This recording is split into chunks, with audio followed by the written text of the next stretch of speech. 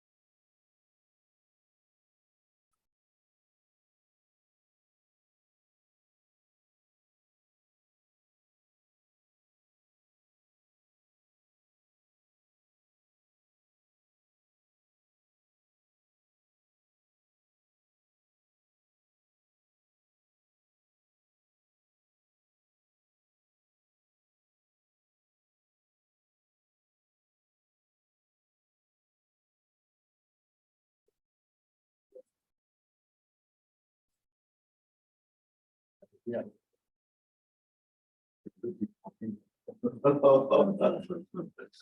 I'm slightly worried about COVID. Okay. I'm the lead. Okay, I'll take just before the beginning of the session, I have a short announcement. Just a minute. If you are a registered participant, if you still want a copy of this history of supersymmetry book, there are still a few copies with so you are entitled to get your free copy as a gift from our. Okay, good morning, everybody. Okay. First speaker this morning is Elli. And she will speak about quantum loops in 4D and 2D. Let's see. Thanks. I have to start by saying that it's a great pleasure to be here. So thank you for having me. I am definitely very supersymmetric. I think I was thinking when other speakers were saying that they don't write so many papers with supersymmetry. I think I don't have a paper without supersymmetry. Wow, you are the champion. I don't know how to do it without. Okay, so let's start. And also what is very funny is I think also what I will be talking about, no one else here is working on. So let's see. I will try to be very gentle and not use crazy words. So my talk is inspired by the fact that n equal to 4 super young males, the maximally supersymmetric quantum field theory in 4 dimensions is integrable in the planar limits. And if you have never heard these words, it's okay. So what basically the way you discover this integrability is you take single trace local operators because we are in the planar limits. And I here have a very basic example. I just have 2 scalars out of the 3 complex scalars of n equal to 4. And you basically map them to spin up and spin down. And each side of the spin chain corresponds to one of these fields. It's very clear, right? And then you impose periodic boundary conditions and also translation invariance. And actually the map is one-to-one. And not only that, you can compute Feynman diagrams and start asking what is the mixing, one loop, just one loop. Of course, this is an all loop statement, but you can start with one loop and calculate the mixing matrix that this guy mixes with all of the other possible objects with the same charges and the same conformal dimension. And you can actually show that these Feynman diagrams map to the XXX spin chain. So this way you discover a map between computing anomalous dimensions for n equal to 4 super young males in the planar limit and spin chains of an integrable model, the Heisenberg spin chain. Yes, so this is the most baby way to see this integrability. And by now, the full spectral problem of the theory is solved in the sense that you can compute the answer in the weak coupling, in the strong coupling, in the whatever. You want 20 loops? There is a Mathematica file you can download and you click and you get 20 loops. You want strong coupling? You can do whatever you want. Tests with SCFT, this is somehow amazing. And integrability is also used to help people compute other observables like Wilson loops, correlation functions. And in fact, there is very recent impressive progress in scattering amplitudes. Especially when you take certain limits, they can calculate scattering amplitudes actually to all loops. This is really insane what they can do.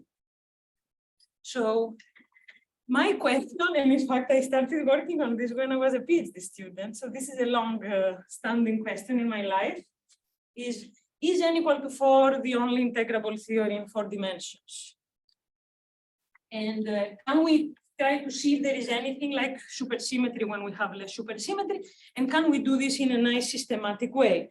And I put emphasis on the systematic because when I started, I was doing it the opposite, not systematic at all. And then you can go crazy very quickly. I think now I can do that. But let's first of all have a word on the past. So what we did when I was a PhD student, and actually this was really bad because it led the whole community of integrability believing that if you go to n equal to 2, the theories are not integrable. We actually computed the so-called S matrix of this Magnon's scattering, and we checked if the Yang-Baxter equation is satisfied or not, and we found that it's not. And back then, this was the end of the story. We got this depressed, we stopped working on this. And again, everyone believed that this is out. But I want to begin this talk by trying to explain that this is not a correct thing. The Yang-Baxter equation is not the only criterion there is for quantum. In fact, we don't really understand quantum integrability. Peter is fantastic. So in N-2, I would say it's integrable in certain sector. yes, but this is let's go back. You missed my first. Wait, let's go back. Yeah, this is not. So this is not Nekrasov. This is very important.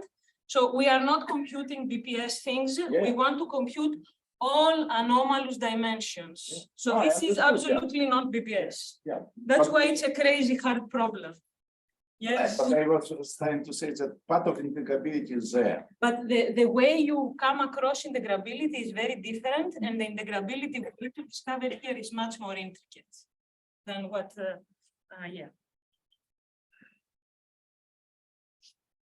Good. Okay, so something, first of all, let's start very baby. So when we learn integrable models in our lives, we learn, first of all, the rational. Let's keep in mind XXX spin chain. XXX has an SU2 on which everything you do is based on, and you have representations, everything falls on representations of SU2. Then you learn the XXZ, where naively the SU2 is broken to a U1. But if you're a little bit more, mathematically cool, you quickly discover that there is a full SU2 quantum group, and the spectrum of this theory lies on representations of this quantum group. And then when you go elliptic, honestly, already the literature is a disaster, and also the math papers and the physics papers, they don't come together, and this is something we need to change. We are trying. Yes. So if you even want to understand XYZ, maybe yes, you can, but it's actually super hard. Well, beyond SU2, it's hard. Yes, so Yes. SU2 that works. Yes. Huh? Yeah, but No. anyway, it's okay. And in fact, this is not the end of the game. Even this is what they tell you in the first integrable class you take. There are in fact hyperelliptic models where the spectral parameters live in higher genus surfaces. And there are crazy, and actually here there is a whole arena for us to play with. Yes, and gauge theories will give us a way in, I want to say. Great, so what we know how to go beyond this Yang-Baxter equation? So first of all, in fact, I have to say this is a little bit unfair because there were other people before Felder that did this, but somehow now people just say Felder. I don't know, I'm sorry. So if you want to study XYZ, it really depends on the way you pick your basis to describe your problem. So Baxter, in fact, solved this problem by choosing some so-called Baxter basis or Baxter-Delavigne basis, where you can write down an R matrix that actually satisfies Young-Baxter, and you are very happy. But if you change the basis for some reason, always the Young-Baxter equation looks complicated, and in fact, there is the dynamical Young-Baxter equation by Felder. Now, why this Baxter basis, where integrability, when, sorry, Young-Baxter equation is satisfied, why this is not the best thing to do in life? The algebra that describes your model and representations there is Kleinian algebra, and this algebra is a very difficult thing to play with, and most importantly, it doesn't have highest weight states. And I don't know, if you tell me that I have an algebra with not highest weight, I don't know what to do in my life. It's super hard. And not only that, we want to study CFTs, and CFTs naturally have BPS objects. And in this map between spin chains and gauge theories, supersymmetry gauge theories, the BPS are the highest weight states. So we are naturally not in the Baxter basis. You would have to define crazy non-local objects in order to go to the Baxter basis, and you should not want to do that. So we are just not there. So we actually have to have some dynamical Young-Baxter, yes? And not only that, actually we have many calculations, but at least in this paper, there are very concrete calculations which prove that these spin chains, they are definitely not rational and not trigonometric. And they look like they are elliptic. So given this argument, you have to look for a dynamical Young-Baxter equation if you want integrability. Is everyone happy with these arguments? So whatever we did more than 10 years ago is not a no. Okay, now we go to n equal to 2, and now Peter will be very happy because I will start by saying that he discovered that there are finite n equal to 2 theories already back in the 80s when I was born. And, but okay, now we know that the Lagrangian ones are classified. And in fact, if you look at the paper, that's like most of the theories there, you can obtain via orbifolding n equal to 4 super Young-Mills. And for me, this is important. So I will ignore all the n equal to 2 theories that I cannot obtain by an orbifold, and I will only concentrate on them. So orbifold, and then marginally deform as much as you like. And if I can do that, I know how to play my game. Why this is very good? This is very good for the following reason. First of all, we know a SCFT for these theories. And at the orbifold point, which is when all the coupling constants are equal, these theories are known to be integrable. Okay, this is a magical paper that needs to be proved and understood, but we know that it works. But is it only in the untwisted sector or also in the All sectors, no problem. No problem. In fact, what they do is that the twist very quickly, they think of it as a magnon and they let it go around and you can have as many as you like. So you can make all your twisted sectors. So in a sense, it's stronger than the n equal to 4. Absolutely. I mean, oh, no, you shouldn't say from a gauge theory point of view is we can solve, yes, that's all. But what they do is at the orbifold point. So what I want to do, I want to go beyond. I want to do a marginal deformation. So this is what I want to do. Yes.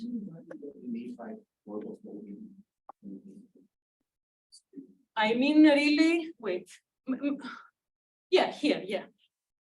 So I really mean the traditional, so I start, you can do it in string theory, first of all, right?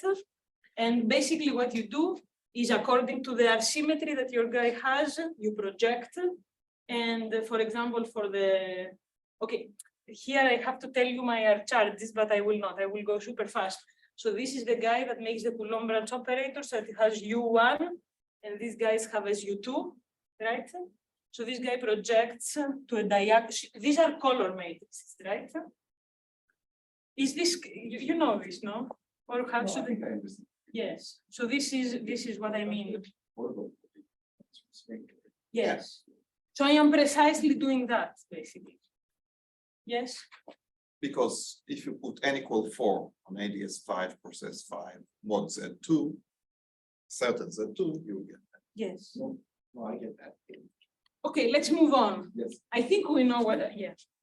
Douglas and Moore, whatever they did, I do. And here I just preserve n equal to supersymmetry. You can preserve less. And this is my plan for how to move in the future. But now let's look only at this. So this talk will be only this very baby example, which is actually not baby at all. In fact, it has all the features. You can see that the theory has to be elliptic. You can see basically all the novel features beyond n equal to 4, you see them here. And this is how I started in this business. The first question Leonardo asked me when I started my, okay, maybe not the first, but maybe the second, was what was the gravity dual of n equal to super QCD in the Veneziano limit? Paper. Yeah, this was a little bit of a hard project, but anyway, this is how it started. So from this theory, you can get this. So if you can prove that this theory is integrable, you solve the spectral problem also of this theory. So this is amazing. Eh? I think I was doing it. Thank you. Okay, but this is what I want. And maybe the only thing that I want you to remember is that we have these two scalars, which are in the joint representation of the two color groups. And we have these, the Qs that are by fundamental, right? And my notation is 1, 2, that goes from the one group to the other, and 2, 1. Okay. Nice. Okay, so now I will introduce a minimal math, basically, super minimal. So in my talk, what is a quantum group? It is the symmetry of a quantum plane. That's all you need to know. And that is okay, it makes sense, right? So this is a quantum plane. So if this Q was not there and we had 1 here, X commutes with Y, and we have the usual two-dimensional plane. And we introduce now this non-commutativity. Now, what is the nice way to discover the symmetries of this quantum plane? Well, this is Leningrad, way before I was born. So you have to be a little bit smart. So you guess, first of all, this matrix that is called R matrix. By the way, here I wrote the basis on which it acts, right? So we have 2-letter objects, XX, XY, YX, YY. And this matrix acts on this. And if you take this matrix and you plug it in this equation with lambda square root of Q, you get back the quantum plane. Yes, so it's a very baby. At this stage, you say, why do you do this, Elli? But these amazing guys back in the day, Fateh, Fatazan, and so on, they discovered this formalism of RTT. And basically, in some sense, for modern people, RTT defines the quantum group. That's the end of it. Is it okay to say that? Yeah. Yes, so that's my quantum group. And all you need to do, you know this object, you plug it in here, and you have your quantum group. That's it. In fact, yeah, in this case, the quantum can be related to just the algebra. It could be just have our matrix, just find that. Yeah. So if you can find a way to find this gadget, you know your quantum group. Can we remember that? Yes, and basically also, if you know your gadget, you plug it in this eigenvalue type equation, and you get also your quantum plane. So that if you know this, you understand everything in my talk, basically. Now, great. Now we want to study 3-dimensional quantum planes. And all we need to know for that is that mathematicians, and okay, I hope that this is not a bad reference, but that's the one I know. They classified all the possible things that you can do. And they actually told us that if you can parameterize your quantum plane by a tensor with 3 indices, there is also the quantum complane. Okay, for us, this is just complex conjugation, so don't worry too much about it. So if you know these 2 tensors, you know everything, you know the complete classification, and you can plug them in this equation, and this gives you their matrix. And again, you plug in your RTT, and whatever parameters are in this E and F, they will parameterize your quantum group, and you are done. Very basic, very simple. So let's do this for the only n equal to 1 gauge theory that people in the integrable community have studied, and they understand, and they know that it's nice and integrable. But let's understand it from this point of view. So beta deformed is a specific case from the Lee-Strasser. And if you write down the F-term equations, this is how they look. So what I'm trying to tell you is look at the F-term equations. They define for you the quantum plane. And how do you read off in 3 seconds? What is this tensor E and F? You begin with n equal to 4 that has the Levici beta here. And you think that all you need to do is you replace this by a more, a bigger tensor, which will have all these Q's in it, right? So that's it. This is 3 seconds. You read off E and F. Here I stress the fact that it's complex conjugate because, of course, our Lagrangian needs to be Hermitian. You can compute the Hamiltonian by knowing them, and they are matrix, and you discover the quantum symmetry. And also what is really amazing is naively, if you're just a simple physicist that you don't know your Lagrangian, you think that this Lagrangian has 3 U1s, but the answer is no. This Lagrangian, in fact, has a quantum version of SU3. And the spectrum of this theory lies in the representations of this quantum SU3 that is defined by this R matrix. And this is well known.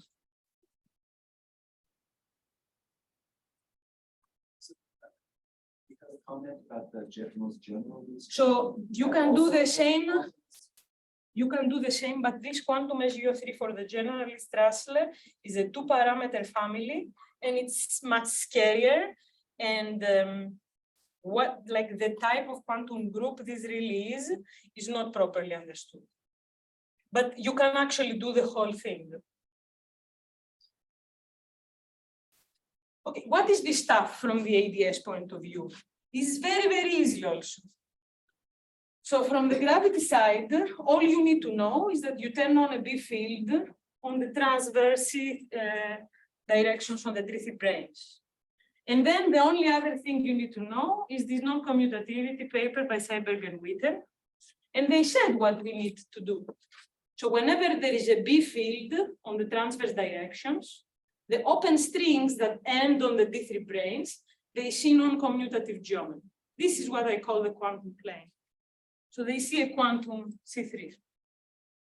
So this is completely generic, and it should have been expected from back then. And here I have what happens in the Z2 orbifold case. There is a B field that you need to turn on a C, basically you just protect the cone of the orbifold. And this is the B field, and this is the dictionary between the 2 gates couplings G1, G2, and the B field. But if I remember your paper Yes, for your PhD, yeah, but there was kind of a transition. You couldn't take the limit Yes, that one of the coupling is 0. If you want to ask the question, what is the gravity dual? Yes. What happens is really strictly at the limit when this beta goes to 1 or 0, depending on what you want. So what happens is that basically 10-dimensional string theory collapses to a non-critical string. Right. Yes, yes. So it's not smooth. Like you cannot, if you want to do it from the gravity side, you cannot follow. Exactly. And definitely you cannot do it in type 2B. Right.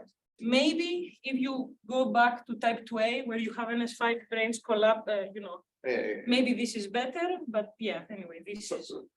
So my question is, do you see?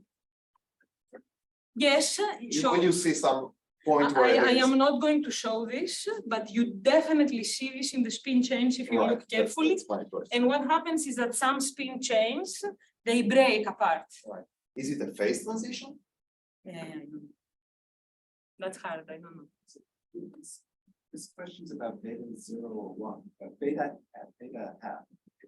It's totally okay. It's totally okay. Yes, as long as you don't go to this, here you have 10-dimensional string theory, everyone is happy, you just change a little bit the B field, no problem.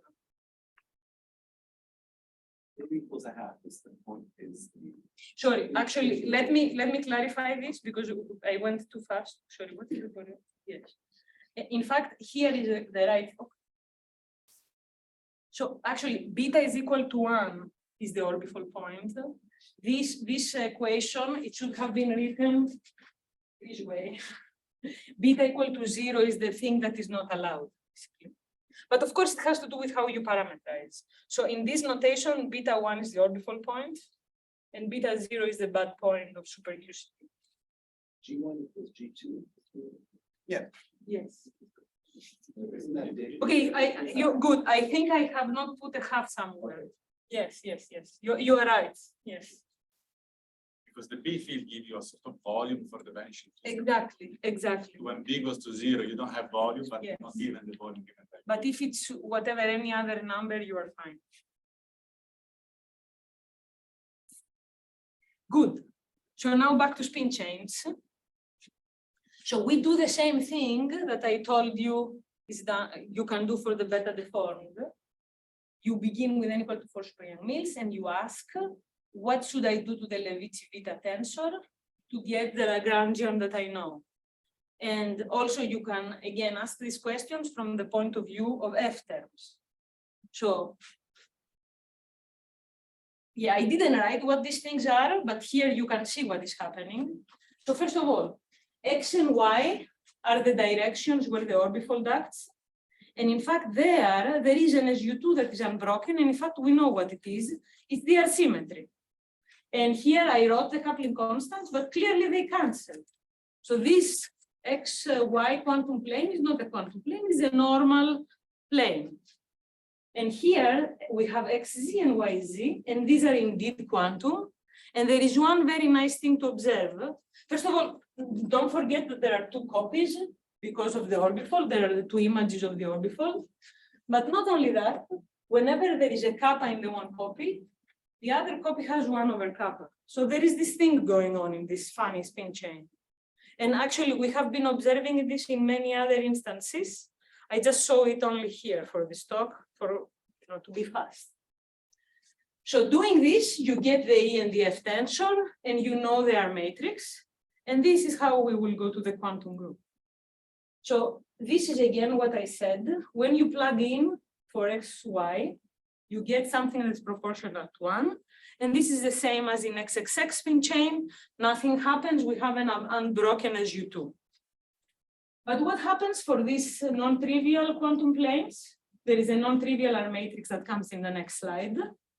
And this precisely captures the fact that this rotation is broken.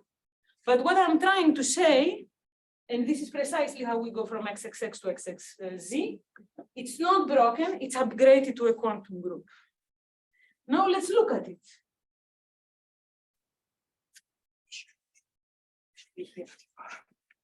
So this is the R matrix. One thing to observe is, first of all, when this kappa is the ratio of the two coupling constants. When kappa goes to 1, this goes to 1. Fantastic. And also, if you send kappa to 1 over kappa, this upper block exchanges with the lower block. This is what happens. And you can plug in RTT and you get the quantum group. And in fact, what you get, okay, for the people that will not freak out with this word, you actually get a quantum algebroid. You get two copies of quantum SU2.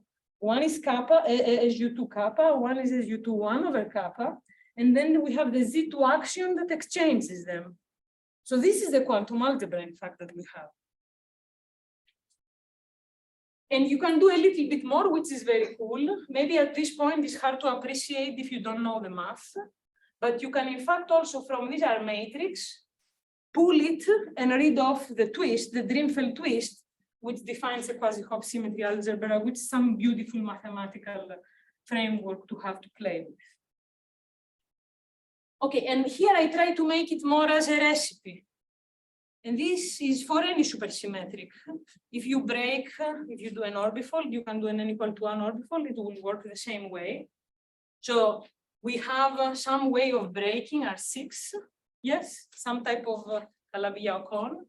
You just write your F-term relations. From that, you read off what is the quantum plane. They define for you the quantum plane. Once you know that, you write down the R matrix such that you can go back to the quantum plane relation. You just plug in RTT, and this gives you the quantum algebra. And also because we know that at the orbifold point, these orbifolds are integrable a la Weisert and Reumann. We always have an identity and a twist, so we can always tear apart their symmetry matrix to a twist, and this immediately lands us on a quasi-Hopf setting, which is amazing mathematically. So this is what I want to insist is this is very, very general. Oops. So if we, this is amazing actually. Good. So now, okay, this is the worst slide that I have in terms of equations. But in some sense, it's very easy. When we learn quantum mechanics, we learn how to act on states with two spins, right? And we learn that it goes like Leibniz rule, right? So this is just Leibniz. The moment you have an orbifold, you cannot just do Leibniz. Why? Because you have to keep track of your color contractions. And this is done by this coproduct. So this looks almost like Leibniz, but here I have an element of the Z2, which makes sure that if you change an object, what comes next can color contract properly. This was not known by Reumann and Weisert, but using this, you can prove what they are doing. And you can also then do your marginal deformation by using your twist. So you begin by this, which is the orbifold point where the R matrix is identity, and you do your twist, and this is your guy. And this is the guy you play with. You can go to further sites, you can do whatever you want with it. And what we did, first of all, we checked, that the superpotential is invariant, precisely like in the beta deformed case. And in fact, the whole Lagrangian has this quantum symmetry. And not only that, and this is what I will show you very quickly in the leftover minutes, we can in fact show that the spectrum of n equal to 2 theories lie in this type of quantum SU4 algebra, the correct thing. They lie in these multiplets. And this is highly non-trivial. Elli, that Yes. delta K, does it satisfy standard quasi-triangular? Let's talk about this. Yes. So, yeah, I am finishing. So, why this is cool? Let's take an SU2 which was broken between Q and phi. So this was not supposed to be there, and also from n equal to 2 representation theory point of view, all of these operators, they are completely unrelated, they have nothing to do with each other. Using the coproduct that I wrote in the previous slide, you can act and you can get a whole SU2 multiplet. And not only that, it's not a crazy nonsense that I came up with. You can in fact diagonalize your Hamiltonian and check that these crazy linear combinations that appear in the middle are the things that come out from a one loop calculation. So this is serious. This is to be taken very seriously. And another thing that I show, and then I stop showing things, is, for example, the stress energy tensor multiplet of n equal to 4 super Yang-Mills. So, the green arrows are SU2 generators that are not broken, but the blue arrows are generators which are broken by the orbifold, and they should not be there. But if you use the coproduct that I saw in the first slide, you can reconstruct these multiplets, and you can write down all the states one by one, and you can also check by diagonalizing your Hamiltonian that these are indeed the correct states. So in fact, we have this bigger multiplet. And of course, this wants a conjecture. And the conjecture is that the SU4R symmetry of n equal to 4 is not lost. It's just upgraded to a quantum symmetry. So where are we currently? So I showed you only BPS things, but in fact, we can work out also non-BPS multiplets. So for example, the 15 here there is a 10, there is a 64, and so on. Because of also diagonalizing the spectrum explicitly so that we can check everything that we are doing, from 4 sides on, it becomes, right now, this is the point where our mathematical files break. So, but 2 sides and 3 sides are good enough for actually talking about these things. And we can also have a very similar game for any type. A type of. And what I am currently trying to understand, so you should basically what you asked, you take the coproduct in 2 sites, you take the coproduct in 3 sites, the way you construct it has to do with the cycle condition. And given the form of that condition, you can ask the integrability question properly. And you can do the same thing for n equal to 1. And it's also, okay, this is something that I'm currently thinking of, how to start understanding all these things also from the ADS point of view.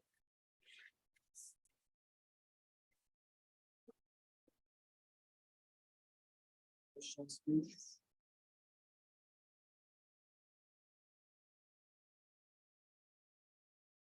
Sorry, can you go back to the table when you were showing the states? I didn't get exactly what you said, like certain states should not be there because of the order. Here. Yeah, you So said what I am drawing here is open chains. So I take this trace and I cut it open from n equal to 4. However, these guys here, actually this happens for Z2 orbifolds in every odd step that you do. You get a non-physical state because it starts with color group 1 and it ends at color group 2 and you cannot trace. So always, if you ask, let's make the closed string spectrum, all of these D multiplets, they go away. And maybe now that you said this, also here is how we make untwisted twisted. So to make untwisted, you just glue, not the D's, all the other guys. And to make twisted, you put a twist field and then you glue, and then you have your twist.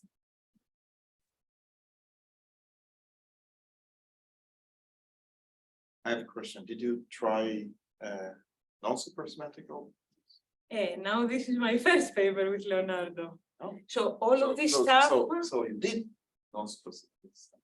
Yeah, but we started from n equal to 4 always. Yeah, Then we that's broke. what Yes, I'm saying. yes. So in So that- what happens when you have non-supersymmetric orbitals is that there is a Coleman-Weinberg that gets generated that is not 0. And this spoils conformal invariance and blah, blah, blah. not at infinite end. At infinite n it does. Okay, we'll have to talk because you have in your mind your orientifold happiness. Yeah, we have to talk about this. There's no potential.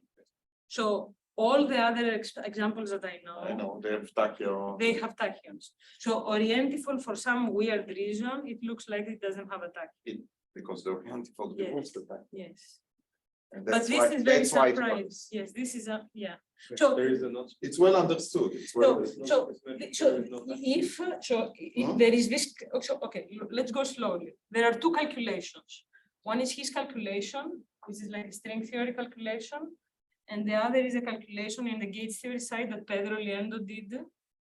And in both calculations, you compute and you can find that there is no tachyon. The one is a weak coupling, but to the leading order, and the other is a string again to the leading. Now, if someone would do crazy loops or crazy stuff, I have no idea. And it is We have a formal proof with I know, Shine I know, I and know. Gabriele that You see, it's non-perturbative proof. I would really love that this is true, but we have to make sure that it's like there is no other example in this life. I know. So this is insane. Lebanov-Dimarsky claim that all these non-supersymmetric So They this didn't this is what we are orbifolds. talking about. Yes, This is orbifolds. So I've studied in my life. I spent so much time on this. All the examples I know how to break supersymmetry. There is a tachyon apart from this orientifold. No. And if this is true, indeed, what I told this Misha 20 is years ago. amazing. But we really need to find we really need to make, if this works, so if Yeah, this is indeed true, all of this goes for your guys. I know. That's why I asked. I hope it's true. Okay, we can discuss it later. We have to push to really make sure that this is, yeah, I don't know. I Okay. hope it's true. So thank you very much.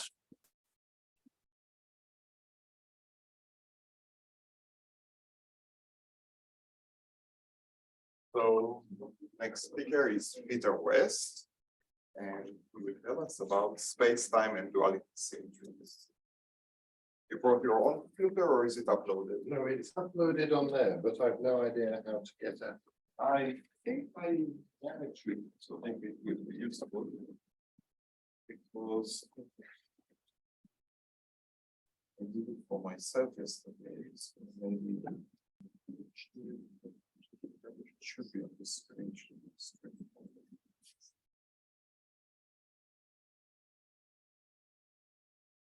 Oh.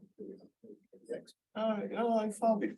That's your problem. But I need instruction. Is this the?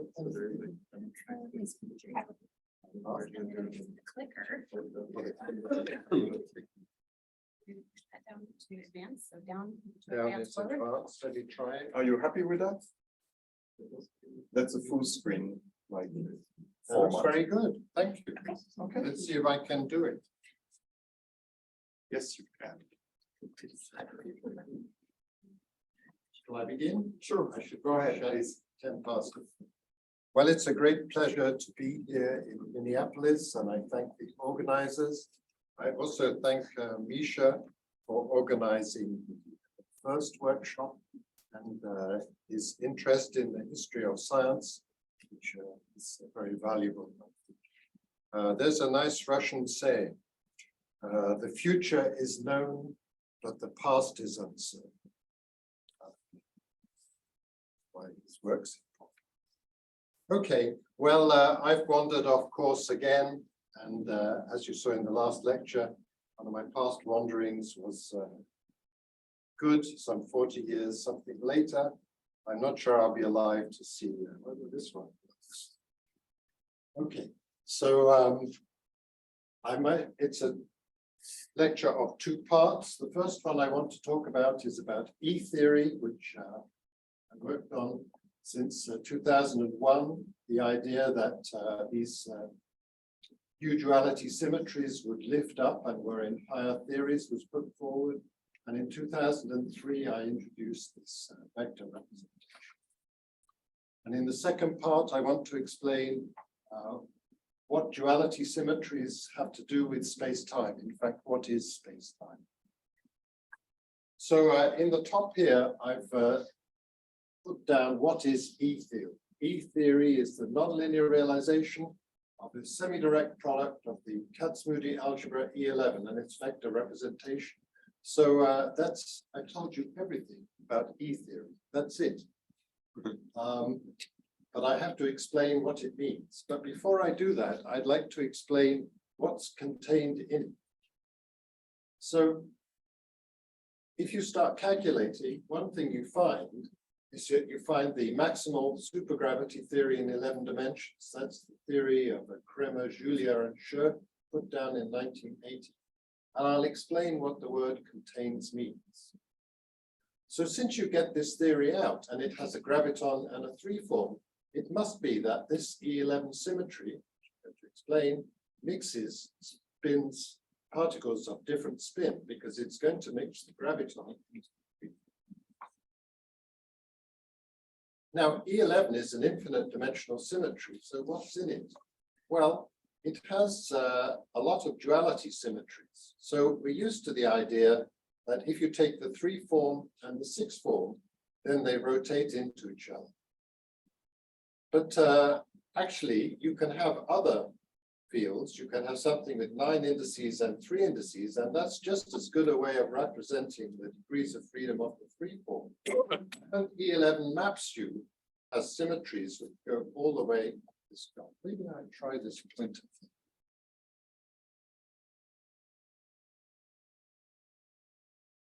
Cool. So for the graviton, we also have the dual graviton, which partly came out of this work. And then you can have higher things. This is 9 indices, 8 and a 1. So E11 maps you all up here. So it maps these and it maps all up here. In fact, a lot of E11 is to do with duality. Well, it also contains we have 11 dimensions, but what about the supergravities in the other dimensions? Well, they can be found also from this, and it's like viewing things with a different telescope, and I'll explain what that is. Now, there are only so many massless maximal supergravities, 11 dimensions down to 1 perhaps, but there are hundreds of gauged supergravities, and they're also contained in this. And it turns out, just like supersymmetry mixes particles of different spin, this E11 also contains internal symmetries and space symmetries. Now, M theory is extremely popular, but M theory is not a theory. It's not like you have some charges and you want to discover the electric fields and you take Maxwell's equations and you compute. That's not what M theory is about. M theory is just a set of connections. But this thing is a theory, has equations, and you just work them out. Now, there's one thing very surprising about all this, and this is the topic of my talk, and it's taken a long time to really get to grips with it, and that is these fields which I was discussing, they live, you have space-time, but they live on a space with many more coordinates. So it's this I want to address. What is all this about?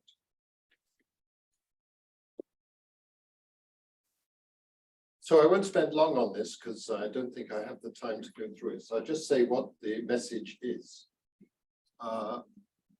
We started from Lie algebras, and then you find a Cartan matrix.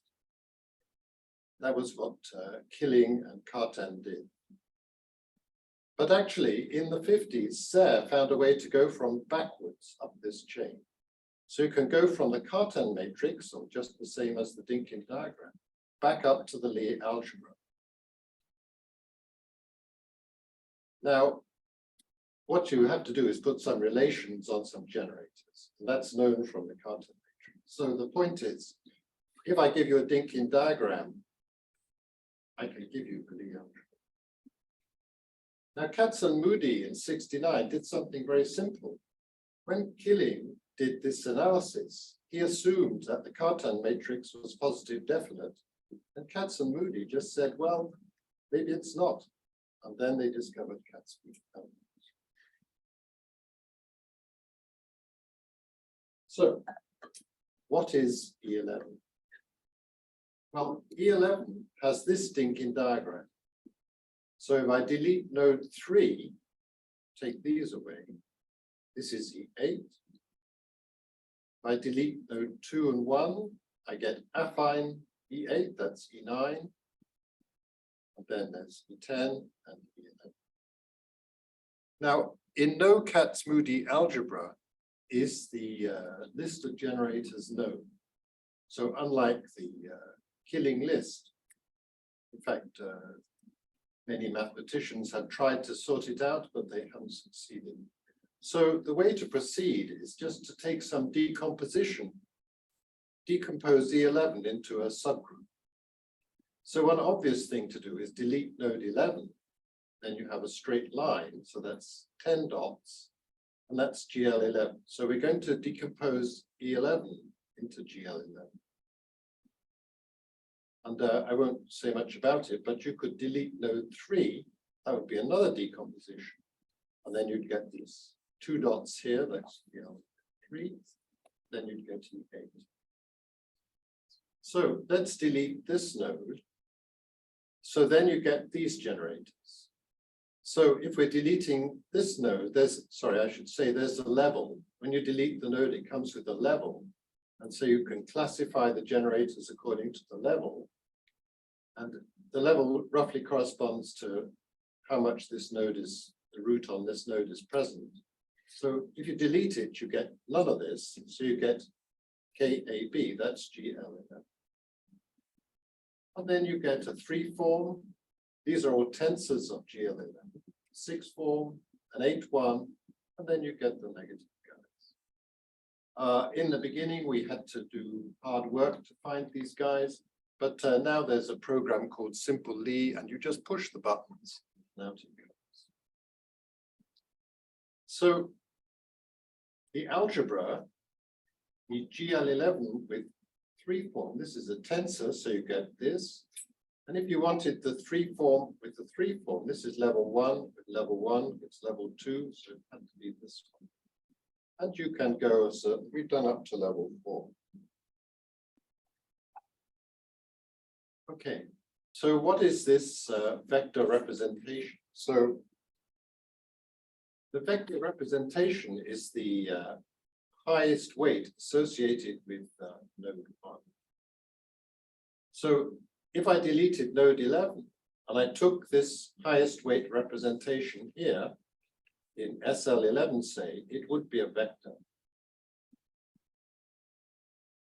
So that's actually what you find. And in fact, I did this. I took Glashau's book on group theory, did the 3 representation of SU3, and then worked this out. It's not sophisticated. So you get a 2 form, a 5 form, 7-1, an 8, and on you go. So you'll realize immediately that this looks familiar. This is to do with point particle. This is to do with the M2. This is to do with the M5. And this is to do with the Taub-Nut solution of gravity. So in fact, this vector representation contains all the known brane charges, but actually they're an infinite number.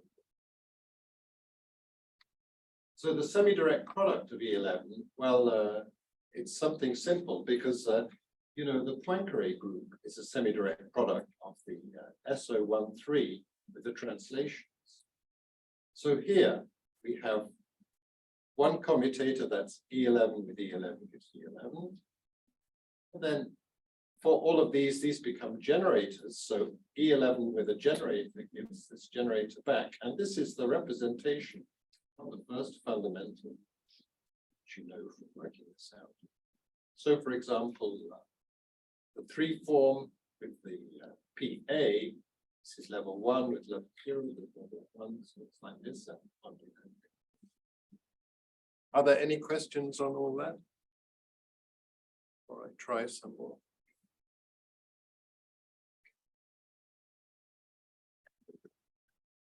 So I said that you could get out all the dynamics. So how does that go?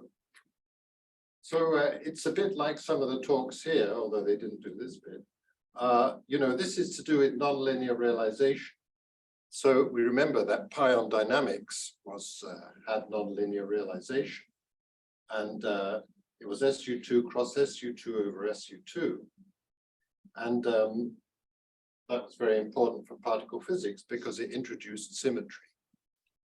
Now here, the goal is, the great thing about that was you didn't have to understand the strong interactions. You could find out something about things just from the group. This is what we're trying to do here. So we have a group element, and it's in the semi-direct product, so it's GL with GA. So GA is in E11, so it's E11 fields. So we had the KAB with an HAB, the R3 with an A3, and on we go. And this is more surprising. Here you have the vector representation. So here you have PAXA, and here you have XA1, A2 with Z2. So here is the bit I'm more or less trying to understand today. So if we look at what we've got HAB, that's the graviton. We have a 3 form, we like him. We have a 6 form, we like him, he's the dual of this guy. We have an 8-1, and he's the dual of the graviton, and on we go. But here it's a little more tricky because we have XA, but then we have these coordinates here, and we're not used to that. So just like in pion dynamics, but it's slightly different here because this group is super powerful. We can do the dynamics follows from the group theory. So we take a group element, that's this guy. And on the left, we multiply by an E11 group element, which doesn't depend on the coordinates. On the right, I multiply by local, I should have said, when you do the nonlinear realization, you have to choose a subgroup. So this is the Cartan involution invariant subgroup. So for example, for SLN, that would be SON, and for E8, it would be SO16. But here we know what it is. So this would be an element of this subgroup. Now, I certainly don't have time to discuss the dynamics, But the starting point usually is to construct the Cartan form, G to minus 1 dg. And that doesn't transform over G0, but transforms under this H. So half the problem is solved. And it's easy to say, but I think it took us many years to get this right, because it's a sort of very unfamiliar calculation. So just to say a little bit about it, what you find is an infinite number of dualities. So you're familiar with the guy state that the 4 form is dual to the 7 form field strength. So this comes out, you vary it, find it back, and then you find an equation for the derivative of the graviton in terms of the dual graviton. And on you go. So you could take the derivative of this, you'd roughly get d of the 4 form is almost 0. So that would be the usual field equation. And actually, rather than do this, you can work out the usual field equation. Now, there's some subtleties about this that I'm not going into.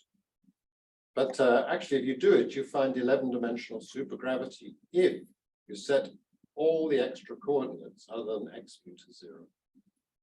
And what I have to say is important is this is essentially unique.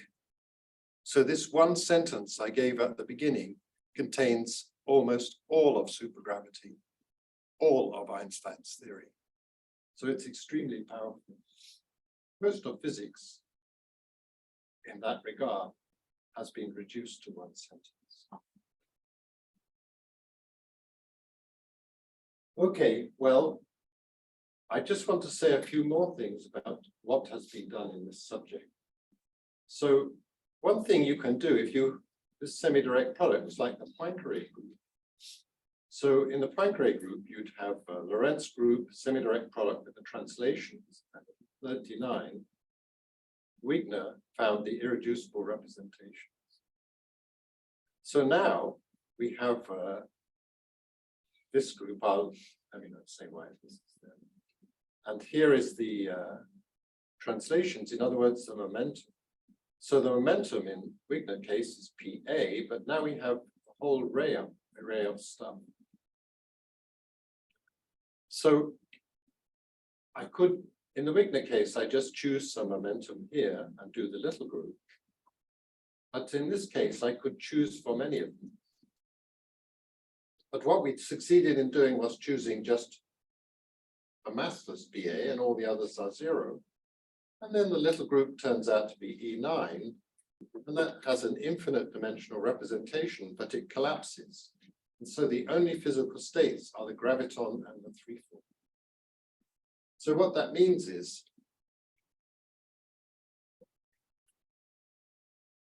in this dynamics, the physical degrees of freedom are just the 3 form and the graviton. There's an infinite number of dual descriptions. Now you should be able to get the string states by doing something with these two. This is to do with string theory if you reduce. But we have only made some progress. Now I did say that you could get all the maximal supergravities, and I hinted why. If you want it in D dimension, you just delete node D, and here you'd have GLD and E11 minus D, and they haven't all been worked out, but some of them have actually worked out. And then I said you can get the gauged supergravities. So the way that goes is you have all these fields. I didn't display them, but you find next to top form. So you have A1 to AD minus 1 with some representation.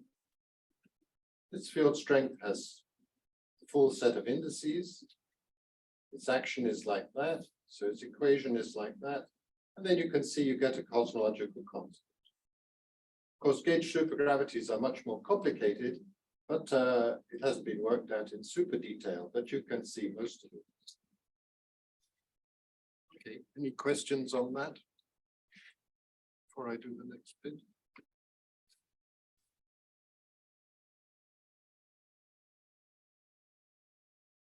See what I was supposed to say.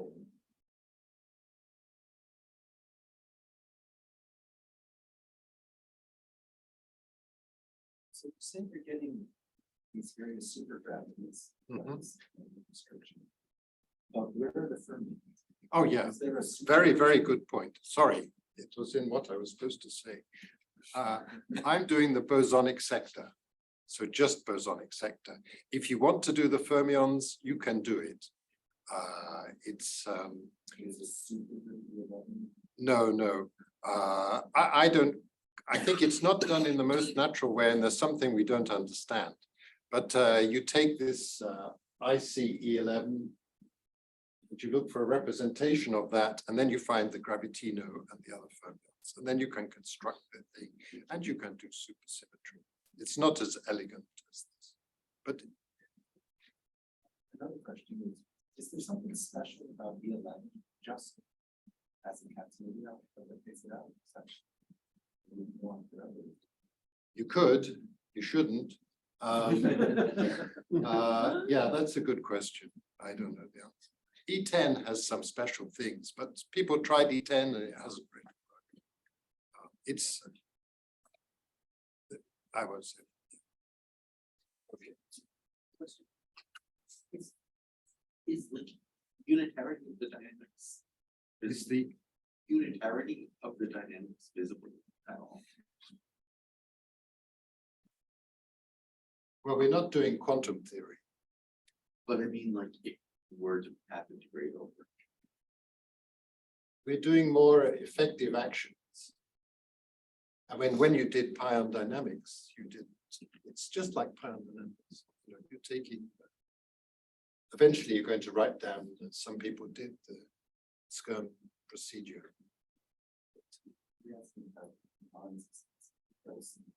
Yeah.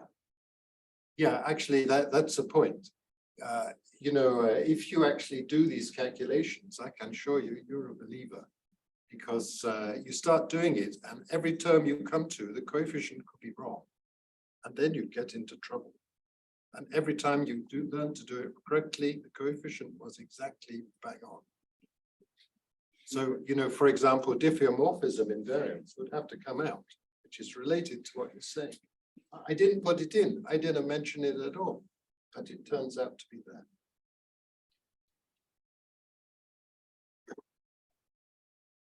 Okay, so now I want to forget all about E11 for a little bit, and I want to talk about space-time.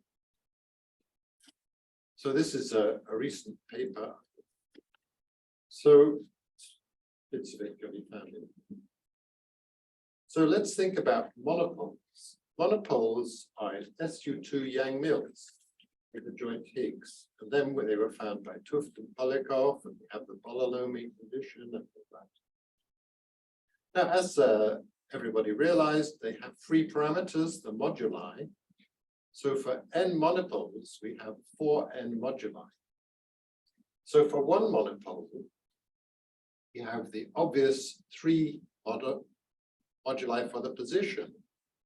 And then there's one which is a little more subtle, and that's to do with a large gauge transformation. So you take the field, gauge field, and you do a gauge transformation, and you put this parameter here, and here's the scalar field, and V is his expectation. So this is intrinsically to do with a spontaneously broken gauge symmetry.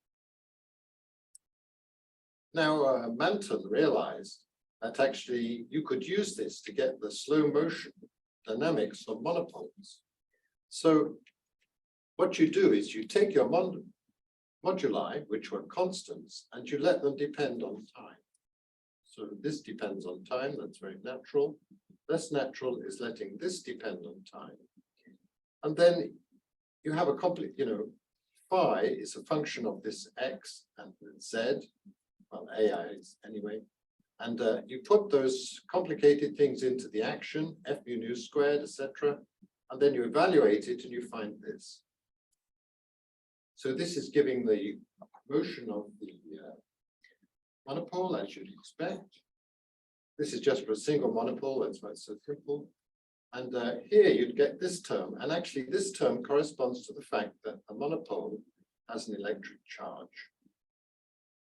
Now, if you gave this to a first-year undergraduate and you said quantize it, he'd immediately write down this. say you'd have time, you'd have 3 x's, and you'd have the z. But these people did something much more sophisticated. Okay, well, let's remember what space-time is. The role of space-time is to label events. So in this case, the monopoles move not in 4 dimensions, but in 5-dimensional space-time. So we have time, have the 3 x's, and we have our z. You can't specify the motion of the monopole without saying what z is. In fact, if you have monopoles and even for slightly different, well, for different z's, they can scatter in completely different things. So Z is compact, Xi are non-compact, therefore, and Z will have a mass scale. Yes, it's compact, yes. So in maximal Yang-Mills theory, let me try and put some arguments for this. In maximal Yang-Mills theory, you have this algebra. So you have the translations, the supercharge, but you have the electric charge and magnetic charge. And if I was to do a Salam-Strat D construction, I would have this group element for the space-time, usual space-time. I'd have a Z and a lambda, and of course, a supercharge. Supercharger thetas don't matter so much as you can get. So Monton and Olive said there should be a dual theory. So if you just think about the original theory, you need X mu. If you have the original theory with the electrically charged monopoles, you need the Z. And in the dual theory, you would have the monopoles become the fundamental particles. So you'd have an X mu and a lambda. But if you wanted a unified formalism, you'd have to do this. Now let's think about supergravity theories or gravity. So we have gravity, we have some force. And then we have some brane solutions. And this looks like this. This is the world volume, the transference. N is something like this. F is something like this. And of course, we have the gauge symmetries.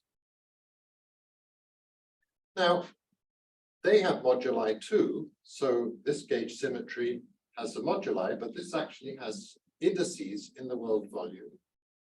And the diffeomorphism, they can have some Z parameters. So they're constants and the solutions are the same. But then we do as before, we let this depend on the world volume. We let the Z's depend on the world volume. And then we put the solution in the action. And then we find this thing here. And this, we just did it in linearized order. This was done by these people, actually. They did in my latest paper, I do this in much more detail. So this is brane dynamics. This you can think about as terms in the D brane or the phonic. So these coordinates here, sorry, this B's correspond to the fact that the branes can carry charges other than the ones that's. So now I do the same story as before. The brane is moving in space-time, but you can't tell its position or its evolution unless you have all these components. Now, one thing you notice is that these are the world volume and these are transverse.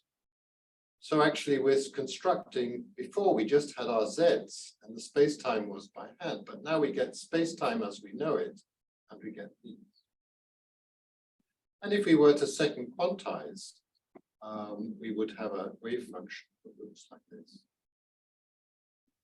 So the point is that all the moduli correspond to large gauge transformations of a spontaneously broken symmetry, and that includes the space-time we live in.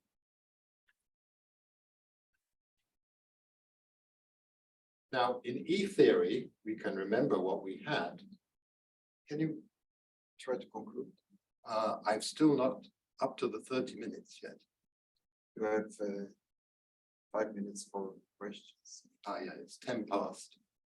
until even 12 months, but including questions. No, I started at 22. That's why I made the remark in the beginning. Okay, good. I will finish. So we have the fields and we have the brain charges. And it turns out we have these coordinates. So the gauge transformations, which I didn't discuss, are like this. So I won't go through it, but you can think of all these coordinates as coming from spontaneously broken large gauge transformations.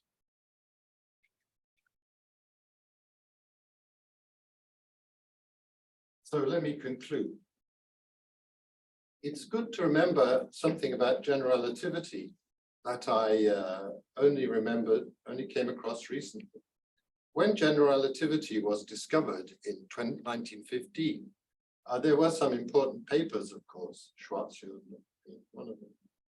But then it went into complete decline because nobody knew how to calculate anything, and people just thought it wasn't a physical theory. And the change came when Perani explained that you could have two particles which had geodesics, and you could study their motion. So the moral is that general relativity has X's all over it, but that's not really anything to do with space-time. So space-time is a derived concept that should label events. Now, when we do field theories, we just have the coordinates x mu. And but now these theories have solitons. So what I'm proposing is that we must have the moduli in these solitons are going to be enlarging space-time. We just talk about our normal particles, that's okay, but if we have other particles, we must. So when we do this in gravity, we find our usual space-time arises in this time. And if we were to do it in the supergravity theories, we have infinite number of solutions.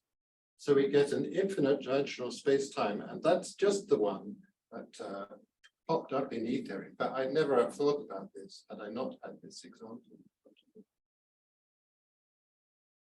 So you can look at it from another way. Duality symmetries require an enlarged space-time. If you have the x's and you have the other coordinates, this gives you a very natural way to combine space-time and internal symmetries. But the problem is we have local gauge symmetries, which are internal. We have diffeomorphism invariants. But if you introduce extra coordinates, then it all looks the same. And space-time, this is the moral, perhaps, and Aldo is talking about effective action here. In an underlying theory, the idea is that space-time should arise from large local symmetries, which is spontaneously broken.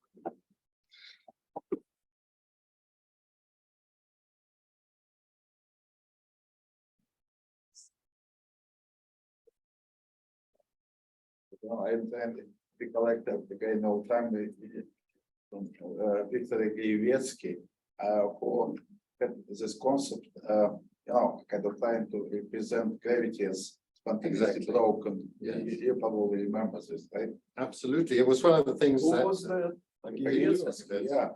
It was one of the things that- coordinates are, it's like non-linearization. Yes. I mean, when you're choosing this function to be Yes. coordinate. Yes. Let me comment on it. Yeah. It was one of the papers which I occasionally store a paper and then years later, because I think I might like it. And that was one of the ones, and it helped me do this. He took GL4, semi-direct product with the translations. And then you do the nonlinear realization, just as I did here. And then you find some action with two derivatives and a graviton. But it's not unique. You find that there are about 5 parameters. So you have to fix that by saying, oh, I'm going to do diffeomorphism, or he did the spontaneous, simultaneous realization with the conformal group. So it was very good, but it doesn't lead uniquely. to gravity. You have to do something extra, and in effect, you have to introduce different ones. Here, I didn't do any of that. E11 is such a big symmetry that it fixes everything for you. So gravity just falls out. But this extra coordinate acts like also like a module, right? I mean, when you expanded this, right? So in some way it is still spontaneous breaking, but kind of taken in a wider context in certain way.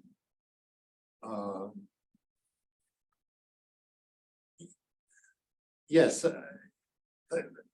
maybe you're saying something that I quite like, that, you know, the space-time is sort of due to some spontaneously broken symmetry. And these extra coordinates, all of it is part of that. I'm not sure.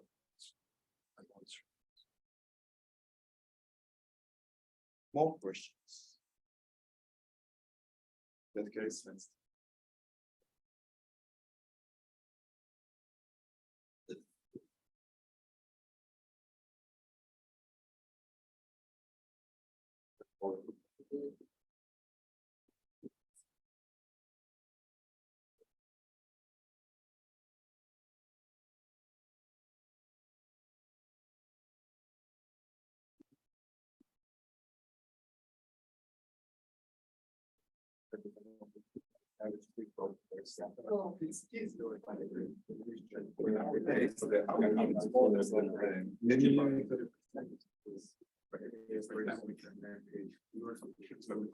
I mean,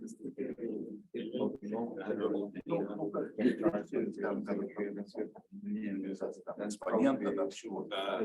Там параметры. Это координаты.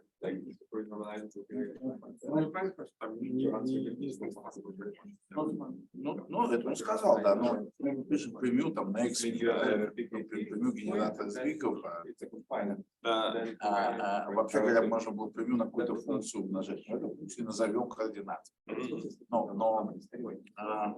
Но это, вообще говоря, могла быть функция, я имею в виду. Я знаю, что я же могу просто координаты, будет сложная функция координат. Это можно действительно нужно было добавлять еще какую-то другую группу, чтобы этого было мало. Нет, и у ЕСК был дополнительное условие, что еще реализация, кроме это еще другой, такие группы, которые не коммутируют. Дополнительно, потом тогда фиксируем. То есть, кроме того. Ну, а что?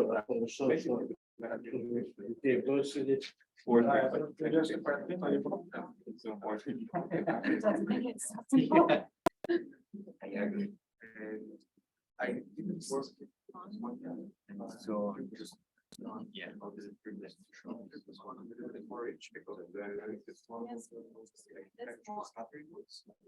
now we got like function D and R.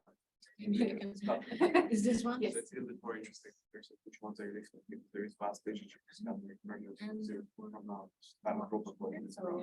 So go down to advance your slides. If you look at the details of this problem, it's exactly what's going on. Okay. Very counterintuitive. So it's not a charge distribution yet, like So you do have a red list pointer out there. Okay. That's a green one, or you can use the sticky one. You'd be like gesturing his arms. Which is what I tend to do. I just like maybe small observation. And so, and for the models, You can go to view. the number of lines. If it starts with QED, no, yes. And then you exit. And also the number of members Escape. combination of the magnetic class. Some kind of product. Yeah, it's product. So they are here. So it's probably reduces to this. You know, the zero volts. radius. And then you make it after all the way to the floor of the mouth. But not like actual zero, and then see they don't solve the very. But because of the dynamics of the Schwinger model, or this verbal, it's not true. I think in the branch to you. I actually found that there's a communication. But like your paper, I don't understand. It's on you for your paper, it was important that there is a BKT. And then you go this like diet at 45 degrees. And you have a cosine reflection. And the sine of this cosine is super important. It just turns because this one side you have confinement and symmetry breaking, and the other side you have master stone. I was actually confused about that sign at some point, but I got it wrong. But then I got it right. So I'm writing a paper without that. But the paper still has some merit because for one unit of model, I don't need to know any quirks. I can just say that that was wrong. There is no model. There is no framework that actually pledged to the world model. For n equals 2, it's a BKT problem. Somebody has to do this thing. It's just to do different.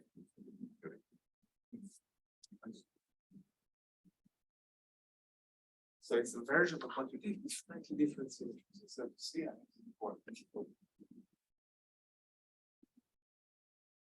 So I don't have a master. You cannot write a master for this vectors. You don't physically. But you can write coordinates. So And the they coordinate end up reflects and they end up being technically the same, but that equals pi with the mass. Except that you know the sign, you somehow figure the sign that I did. Yeah, it doesn't go get some context. So Go back to the question I was asking before. Was the theory on the circle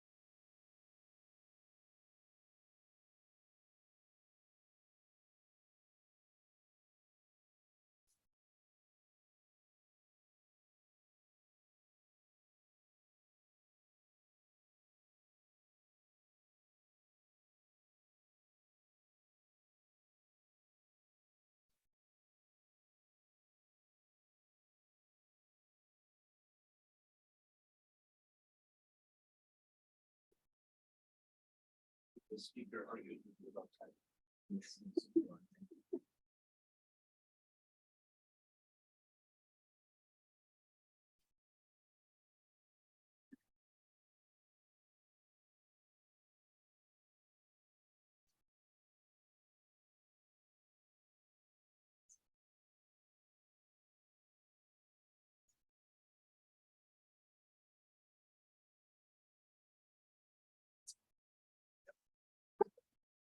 It's a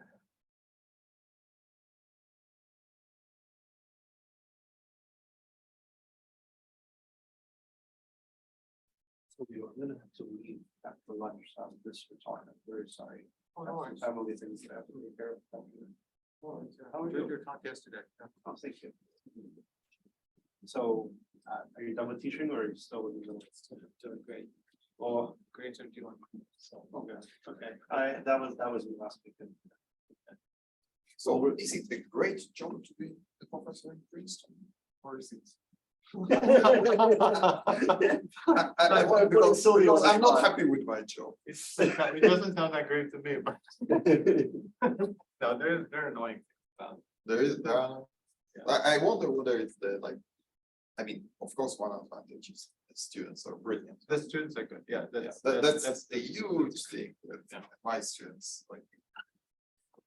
But other But than that. other than that, probably- Administrative duties, department has problems, like everywhere problem. Yeah, and probably also the Someone like, specific difference. Yeah, yeah. probably the Like- top administration of breaking your laws or not. Zohar said that you might be interested in an Ethiopian. Yeah. Yeah, I did just. He said that you had it yesterday and you wanted to go out. Okay, so you're Around interested? 6, yeah, I would Yeah. like, I mean, it seems like Fantastic. a bit, around 6 is the. Yes, we'll meet in the. Of the long day, because I have to sleep early, I have a 6 a.m. So you have to be in the airport at 4. Oh, no, I checked in, I don't have luggage. You don't have luggage, but your flight, the takeoff is 6. Then I have to be there, I want to leave at 4 from the. Yes. So you have to wake up 3:30. 3:30. 6 o'clock, yeah, perfect. Let's wait. You wanna share? I am counting. You are also going? Yeah, my flight's also at 6. Okay, yeah, you to New York or? To New York. Okay, so we are the same. We're on the flight. same flight, okay. Same flight. Yeah, that's shared. That's cool. That's perfect. Okay, good. So you think 4 is good? Or, That's what I think. I wasn't gonna go earlier. yeah, I yeah, think 4 is. yeah, I didn't. Plenty of want- time. Because you are checked in. Yeah. and, And it's only like half an hour. Right? Half to the an airport. Yeah, 4 might even be too early. I don't know. Right, I think it's but good to you, give it time. it's probably too early, but I don't want to take that much of a gamble to miss it. So, Right. I'll order it. and, Okay. I'll let you know. Okay, sounds great. Okay. That's awesome.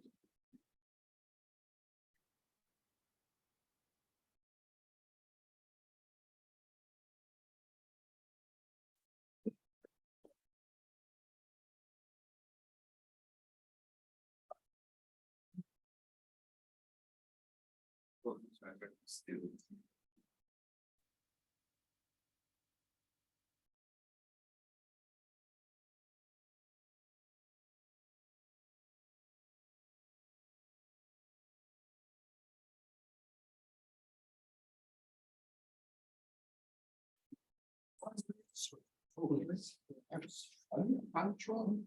Because I'm In life, just because I'm. yes. Despite being Italian, are you punctual? Yes. Oh, there we go. In education. Discipline, but. But, yeah, okay, so let's start. So our next start is the fundamental duality, the organization, work. Thank you very much. First of all, I would like to thank the organizer for having me here. Thank you very much. So I would like to present some work that I've been doing with various collaborators that you see here. Some are postdocs, some are PhD students, and they are all amazing. and I'm very thankful to them. So basically, the idea of my talk is quite simple. There are going to be some technicalities, but the question that I want to pose is in fact quite simple. And basically is based on some evidences that have been emerging in recent years about the fact that most of the infrared dualities that we know, starting from cyber duality, for example, they proliferated, they were formulated in other dimensions, in 3 dimensions and lower, with various gauge groups for quiver theories. So some of these dualities that were known, we understood that in fact they're not like fundamental, but they can be demonstrated assuming some more basic dualities. So technique that proved to be quite useful is the idea of sequential deconfinement. So this is a technology that is based on a old idea. I think the SUSY was already using this technology, but what we use now is this sequential deconfinement is a technique that is applied for theories where you have matters in tensor representation, and there were some dualities known for theories with matter in tensor representations, and they can all be demonstrated assuming only cyber-like dualities, basic cyber-like dualities with matters in the fundamental. So this includes the long list of S-confining dualities that were proven in the 90s by Chaba and collaborator. They were classified, and all of them you can actually prove assuming only basic cyber systems. Another observation that is kind of by now to the level that is a technology is the fact that well, it was known, but if you put 4D n equal 1 theory on a circle and you go down to 3 dimension, and you can generate most of the 3D n equal 2 dualities that are known. So the technology is now well established and was first put forward very clearly in this set of papers by Schlom and collaborators. So basically the evidence that has emerged is that the infrared dualities in D less than 4 very often can be demonstrated only assuming basically cyber-like dualities in 4 dimensions. So this is the question that I've been trying to address lately. And there was some type of duality that we know. Of course, that didn't seem to fit this pattern, which is mirror duality, which instead is peculiar of 3-dimensional theory with 8 supercharges. So we were talking about 4 supercharges. So quick reminder of mirror symmetry. So this is a duality for 3-dimensional theory with 8 supercharges that basically swaps the Higgs and the Coulomb branch. So the simplest example is for U1 theory with 1 hypermultiplet, which is known to be dual to just 2 free monopoles. The evidence emerged when it was possible to establish that the dimension of this monopole was exactly a half, so they were free. But to me, the very, very nice and inspiring observation was due to Kapustin and Strassler, who observed that mirror duality in the abelian case can be demonstrated assuming this basic U1 with 1 hyperduality as a basic duality. So this is a statement that basically the functional Fourier transform of the partition function of a hypermultiplet is invariant. So basically the QED partition function is the same as the partition function of a free hyper if you turn on the ground field for this U1 community. So basically this BF coupling is rotating like a Fourier transform. So abelian mirror symmetry can be proven for if you assume only this abelian duality, this fundamental duality of U1 with 1 flavor dual to free twisted hyper. So this for me was very inspiring. So I was wondering whether this can be pushed to the non-abelian case. And what we knew about non-abelian mirror duality then, I think it was mostly based on grain constructions. So in these grain constructions, of course, you can work out duals in non-abelian theories. And then in this case, actually, you don't only talk about mirror dual, but you have the full SL2Z group that is inherited by the type 2B string construction. Then you have large webs of dualities for theories with actually n larger than 3 supersymmetry. So it includes also Chersanov coupling.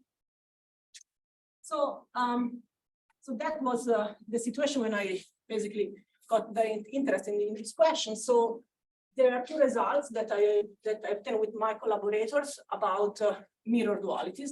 The first observation is that you can in a sense embed the physics of this theory with 8 supercharges in the physics of 4-dimensional theory with 4 supercharges. So you can construct families of 4-dimensional equal 1 theory that upon reduction to 3-dimension and suitable real mass deformation reduce to 3D and equal 4 mirror families. So you can in the sense put also mirror dualities in the class of theories that you can obtain from 4 dimensions. Of course, the real masses that you turn on while you're in 3-dimensional are also responsible for the enhancement of supersymmetry. So you go back to theories with n equal 4 in 3-dimension. The second observation is that n equals 1 theory is there like n equals 1 star in the sense that kind of softly broken out. No. I mean, they are generally n equal 1 theory. When you go down to 3-dimension, you are n equal 2. Yeah. Then you do some real mass deformation. And you land in infrared, it follows to the SCFT, which has needs. Yeah, it's in fact what I will be saying in a sense. I'm not using the full power of mirror symmetry in 3-dimension. I will be thinking of mirror symmetry in 3-dimension as just an infrared duality. So I will be just doing infrared statements. And in particular, I mean, we constructed an algorithm that is doing precisely, if you want, the non-abelian version of the Kapustin-Strassel program. So it's implementing this piecewise dualization of theories so that you can dualize a given non-abelian theory doing some certain algorithmic procedure that I will describe. And this procedure assume only cyber duality. So in a sense, you can also fit mirror dualities into this class of theories that can be derived by 4-dimensional cyber network. So this is actually now kind of looks I'm changing gear in a sort of very fast way, but okay, that's basically where the story started from. And with Shlomo, we bumped into a theory that we call FUSP theory. So this is a 4-dimensional n equal 1 quiver theory. The nodes are of USP type. There is some superpotential that couples these bifundamentals to these arcs that for me are anti-symmetric representations. So this theory has some very interesting symmetry pattern in the infrared, in the sense that you have a manifest USP2n symmetry, and you have another emergent USP2n symmetry for the that rotates the fields that form this soul structure. So compactly, I'm going to represent this theory with this symbol. So 2 square connected by a wiggle line. It's like telling us what is the content of global symmetry in the infrared. So the 2 square represent the USP2n global symmetry that you see infrared. And on top of that, you have some abelian U symmetry, U1C times U1T. Yes. Is it motivated by Lamont space? Sorry? Is it like in Lamont space, this Hansel quiver variety? No, this is a 4-dimensional theory. This is a 4-dimensional n equal 1 theory. Yeah, it's similar to this quiver theory that appear also in 3D. Yes, but this is for the n equal 1 theory. So this theory, in the way we came across, plays a role in the string compactifications, but this is not a story I'm going to tell you today. What I want to tell you about this theory is that it's a theory that has a symmetry, which is very reminiscent of mirror symmetry in the sense that it swaps operators that are charged under these two, the manifest and emergent USP2n symmetry. So this is a feature that mirror duality does. So you swap typically mesonic operators that are charged under the flavor symmetry with monopole operators that transform under the topological symmetry that often it's enhanced in the infrared. What is the notation here? So each node has like 2n flavors or 3n flavors? So, well, if you just look at this upper part of the quiver is 2n, but then here you have in addition this soul structure. So it is a bit more, but it's important that this horizontal part is exactly what you expect for n equal 4 like theory. Indeed, this theory, if you go down to 3-dimension and you do some deformation, in particular you do a real mass deformation that integrates out all the fields in the saw, is the TSUN theory. So it's the theory which goes like U1, U2, and which is n equal to 4. So this is like, if you want, an uplift of the familiar TSUN theory that has mirror duality, which actually is a self-mirror duality. So this theory for us was a discovery of an example of what we say it's an uplift of mirror duality. So it's a theory that has some feature in 4 dimensions that remind ourselves very much mirror duality in 3 dimensions. Well, there are other interesting things about this theory, in fact, which I don't have time to discuss, but appears also in work of mathematicians. And so various facts of this theory were known. Then, I just want to mention, because it's going to be useful, is that there are various interesting deformations of this theory. If you break this U1C symmetry, this theory becomes just a simple bifundamental. And if you basically partially break this OSP2N symmetry group to SU2, you also get basically a OSP2N SU2 bifundamental, and then you have some singlets. This is going to be important in a moment. So you can actually, at this point, create a family of this sort of self-mirror theories. So this is the top level theory, is a 4-dimensional n=1 theory, which I just presented. Here on the bottom, you have the Gaiotto-Witten TSUN theory. And then there are some intermediate theory, which I represent with this double dash line, and is a theory in 3 dimensions, n=2. The characteristic of this theory is that there is some monopole superpotential that you turn on. But all of this theory have this feature of having a manifest non-abelian symmetry, an emergent non-abelian symmetry, and a sort of mirror symmetry that exchanges the sets of operators charged under these 2 symmetries. So at the top level, this mother as 4-dimensional theory that I present satisfies some relations which are quite important for what I'm going to say. So the first non-trivial relation is that if you glue together 2 of these theory, you get basically an identity wall theory.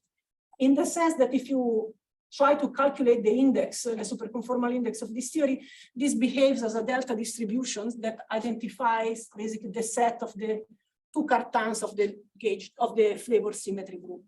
So this looks delta function of the chemical potentials. The fugacities for the non-abelian symmetry. I remember papers of Spiridonov saying that this is a sign of S confinement. Yeah, indeed, for if you take n=1, so this theory basically is just SU2 with 4 chirals.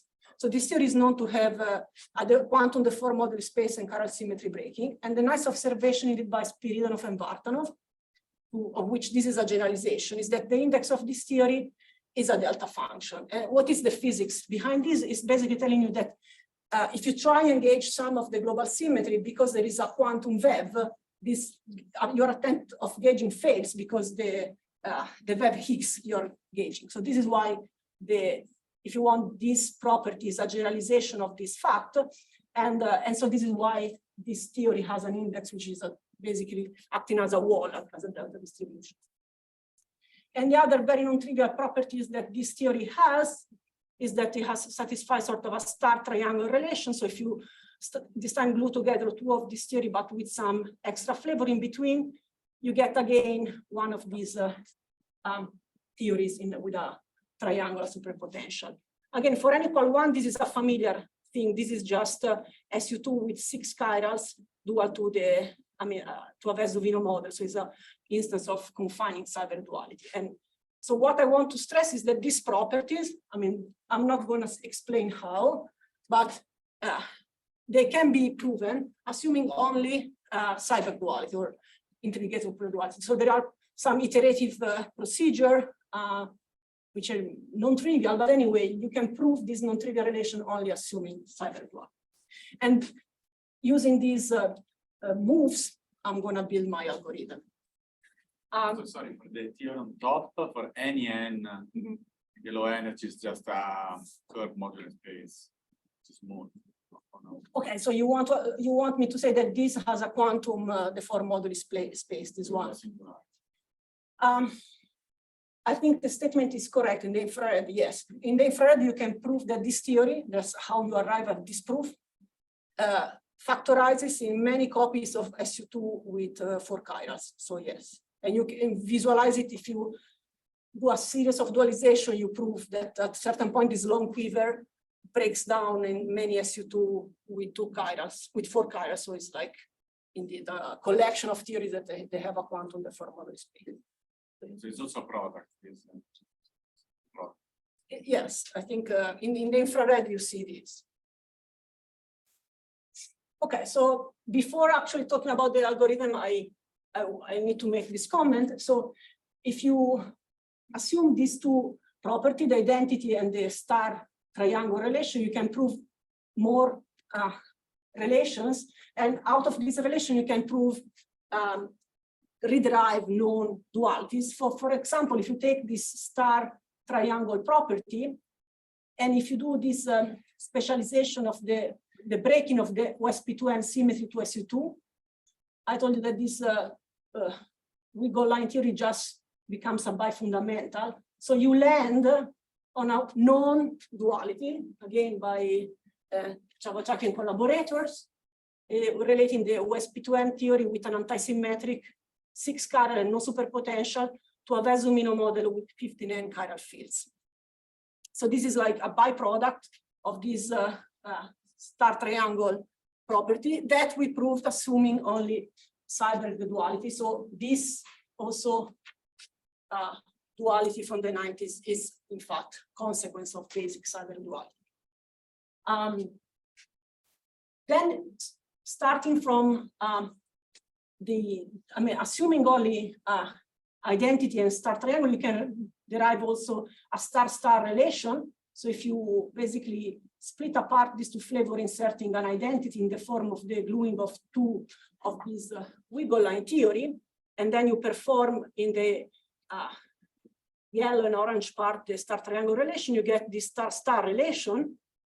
And again, if you do this breaking of the OSP2N symmetry down to SU2, you land now this time in a very interesting sort of self-duality that relates this time the OSP2N theory with antisymmetric 4 chirals to this dual frame.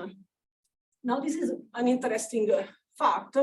So this frame has a manifest symmetry which is only SU4 times SU4 because there are some singlets going around. In fact, there are 12 N singlets, and I am calling it like CCSST-like dual because for N equal to 1, again, this is a type of dual frames that appear for the SU2 theory with 8 chirals, again found by Chucky and collaborator.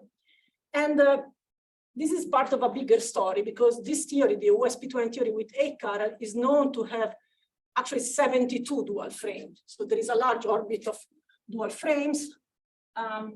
Some of them are just counted multiple times because you have different ways of breaking this SU8 flavor symmetry. But what distinguishes this frame is the number of singlets. So you have a frame where you have 12 N singlets, which is the frame that is a consequence of our star-star duality. And then you have 2 more frame, one with 16 N singlets, and this is like a cyber-like frame because you have singlets that in a sense are coupled to the mesons, like in cyber duality.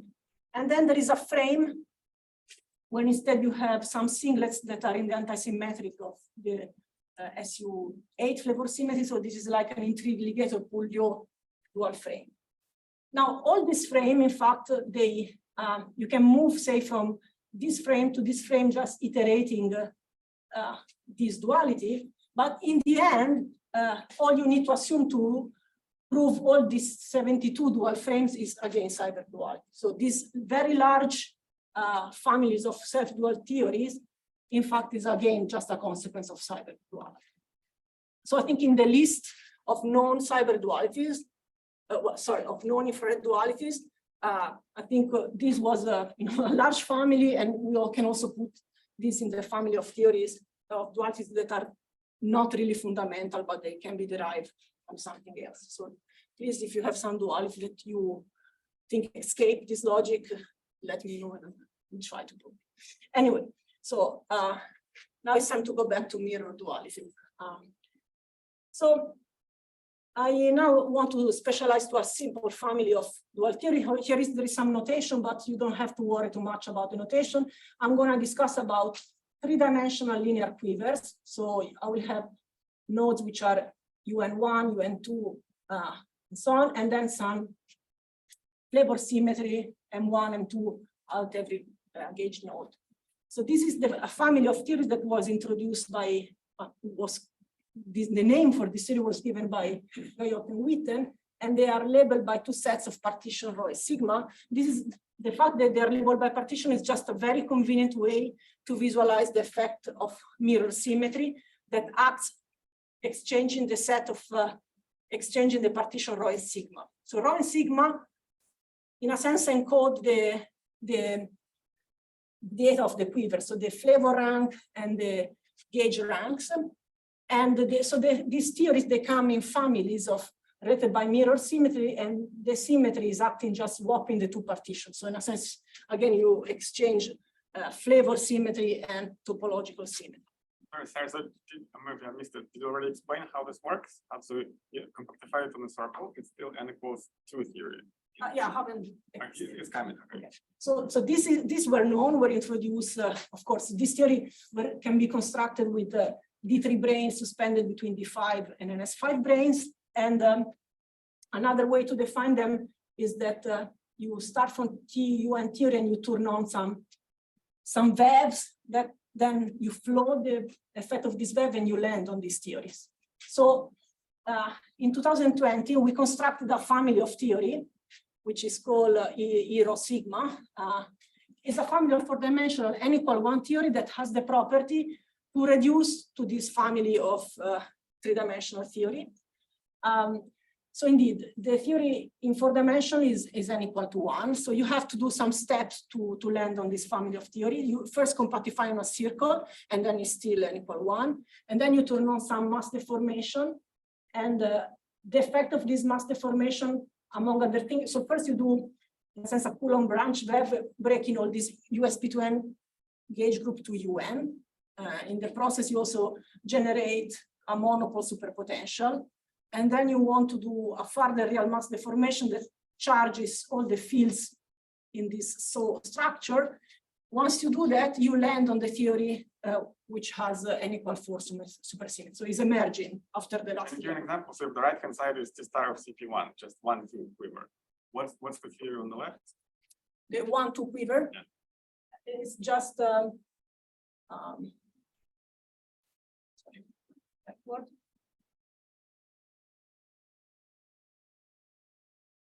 It's just this one. So you stop, is like the quiver where you have WSP2, WSP4. So when you go down, it becomes WSP2 becomes U1. WSP4 becomes SU2. Okay. Good. Now, so let me give you first just the intuition behind the procedure that I'm going to explain. So it is known that non-abelian mirror dualities are consequences of S-duality. S-duality acts on the brain construction, transforming basically D5 into an S5. But this action is actually an action that can be thought as a local action. So you can dualize a 5 brain at a time, creating to the left and the right of your 5 brain an S-wall theory. So the S-walls that are implementing this transformation, they are given a field theory interpretation by Guyot and Witten. So for example, we know what is the S-wall implementing the, so we know what is the wall associated to the S transformation, which is TSUN, but you have walls for any SL2Z element. So the walls do have a field theory interpretation. So the idea is that now you want to give a field theory interpretation really for this action. And this action, the idea is very simple. You want basically an action that transforms a fundamental, which is what you read when you see a D5, into a bifundamental, which is what you see from the brain setup when you have an S5. So the algorithm is just doing this. Is based on a set of duality moves that transform a fundamental into a bifundamental and vice versa. And this moves are genuine infrared dualities, which can be proven assuming only cyber duality. I would say that there is previous work that has used this idea and was based on work on matrix model related to S3 partition function. Now, our algorithm instead is defining field theory, yes, but we can also implement it at the level of partition function in or indices in 4 dimensions. And this algorithm is basically the realization of the non-abelian piecewise transformation of Parisi-Sourlas. So the ingredients of algorithm are the blocks, the QFT blocks, and the idea again is simple. You take your linear quiver theory and you chop it into blocks that are associated to NS5 and D5. The block associated to an NS5 is a bifundamental. The block associated to a D5 is a fundamental times some identity operator. You can do this operation of chopping by engaging the gauge nodes, and you can do this same operation also in 4 dimension, where now a bifundamental has this triangle structure, because when you chop, you carry with you this slow structure. And then you have the basic moves that do this transformation of mapping a fundamental into a bifundamental. So here is the dualization of a fundamental into a bifundamental by the action of an S-wall. This dashed line is really the field theory representation, I mean, the schematic representation of the TSUM theory. And up here in 4 dimension, instead you have an analog dualization where you collide the fundamental between 2 4-dimensional S-wall to get a fundamental. So these are just infrared dualities, and in fact, there are limits of this star triangle relation that I presented at the beginning, and they can be demonstrated only assuming cyber duality. And here you have the other, basically the inverse transformation that are transforming instead fundamental into a bifundamental into a fundamental. So this is the action of S on the 1-0 QFT block. Okay, so here is the algorithm. The idea is simple. You are given quiver theory, generic quiver theory. You chop it into blocks. You dualize each block using the basic move. You glue back the block. And then the last, so up to here is totally stupid. The last step is more tricky. After gluing back, you might have some operator have acquired some expectation value. So you are supposed to study the RG flow that is triggered by this there to flow to the final infrared configuration, which is the dual theory of the original theory. So here is an example. For the uplift of the QCD theory, USB2N with 2K flavor. So here is the situation where I chopped the theory into QFT blocks. So I have a triangle block in red, another triangle block, and a bunch of flavor blocks. Each of them is dualized with a basic move. I've done the first step of the algorithm. Then I'm supposed to basically get rid of the S wall. So whenever I see an identity wall, I use that it's just an identity, I implement it. And so we are done. So this step, we have performed the dualization, and here I'm indicating in blue some leg that is carrying an expectation value. So you study the effect of this expectation value, which is to start Hicksing down this gauge node, this external gauge node. So this particular case, the external gauge node is Hicks down to OSP2, as also here. And then you are in a situation where this web is not extinguished. You have to still work to propagate this web. And you keep going until you no longer have any web, and you arrive at the mirror dual theory. So this is the non-mirror dual theory of the 4-dimensional QCD, and that's the 3D version. And by this procedure, you can demonstrate all the non-abelian mirror dual. So that's the idea. It's an entirely theoretic procedure, so you don't need to resort to brains, and is based only on cyber dual. Does this include the dualities of this India day? So he's doing some gauging of U1 nodes. So once you basically have the duality for linear quiver, you can go and do this extra gauging. One of the bonus of this algorithm is that you have a full map of the fugacities. So you know exactly what to gauge. Yes. In the 3D theories, can they have Chern-Simons stuff? Yeah, very good. So extension of the algorithm. So we did, I implemented the action of the S-wall generator, but you can also work with the T generator. And then you have an algorithm that run to generate all the SL2Z dual for n equal larger than 3. Okay, I don't have time to talk about another interesting consequence about the algorithm, which is the study of theories which are bad in the Gayotto-Witten sense. But maybe in the last couple of minutes, I can say something about theories with less than 8 supercharges, where you can also learn something from the algorithm. Because so far, basically what I did is to rederive mirror duality with this algorithm.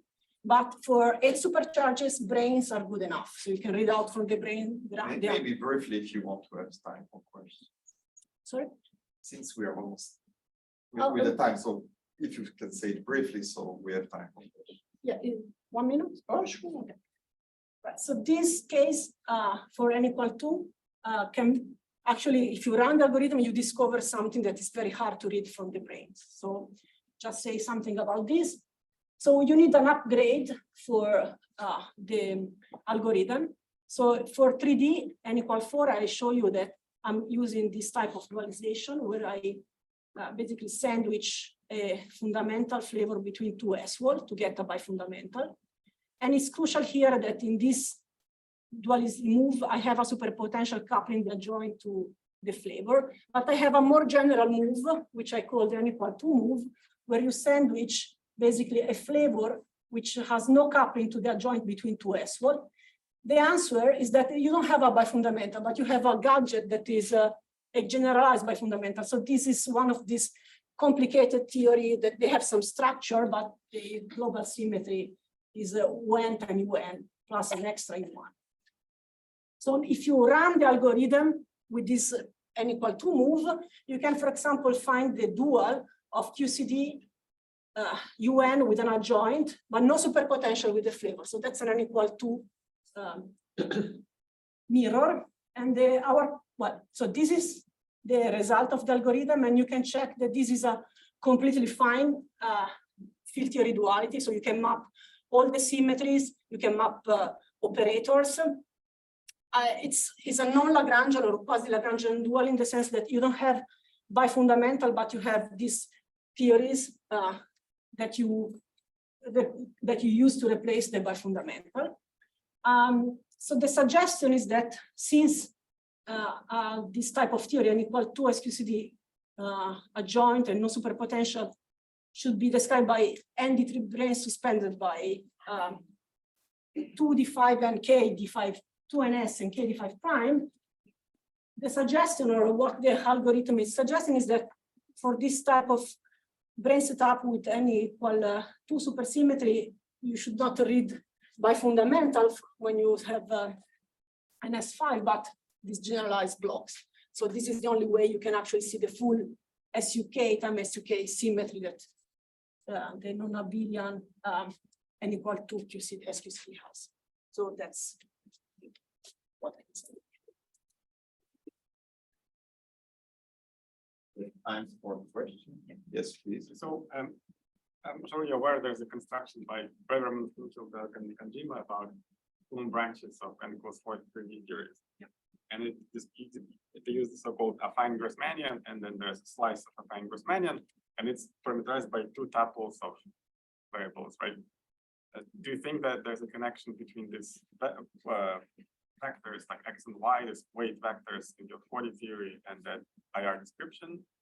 Like, is there any way like your procedure leads to this PFN story? Yeah, sorry. Yeah. Is there any connection between this algorithm that we are describing, of this enhancement of symmetry in IR, and this PFN? I mean, okay, the honest answer is that I don't know. I mean, the fact is that these 4-dimensional avatars that we have of 3D mirror, they retain most of the features of the 3D theory. But I mean, I think a description of the moduli space of this theory, it's, I mean, I don't know if there is any generalization of the concept of hyperkähler Let's put it like that. Oh, you arrive to hypercalar, you arrive to n equals 4 theory. No, I know, but in 4D, I don't. Yeah, exactly. So you have like a black box. So on input, there's this two weight vectors, x and y. Then something happens. Yeah. And you get an n equals 4 theory. Yeah. So It's not a black box. I know what I'm well, doing. of course, right. But like, and then I'm just asking, is there any kind of geometric or like precipitation theory connection between? Okay, no, I mean, that's very good point. I mean, the geometric intuition of the 4D construction that I have, it's missing. I think it's very interesting. And I mean, I don't have any brain realization for my 4D mirror. I don't have a geometric interpretation. It's purely theoretic work.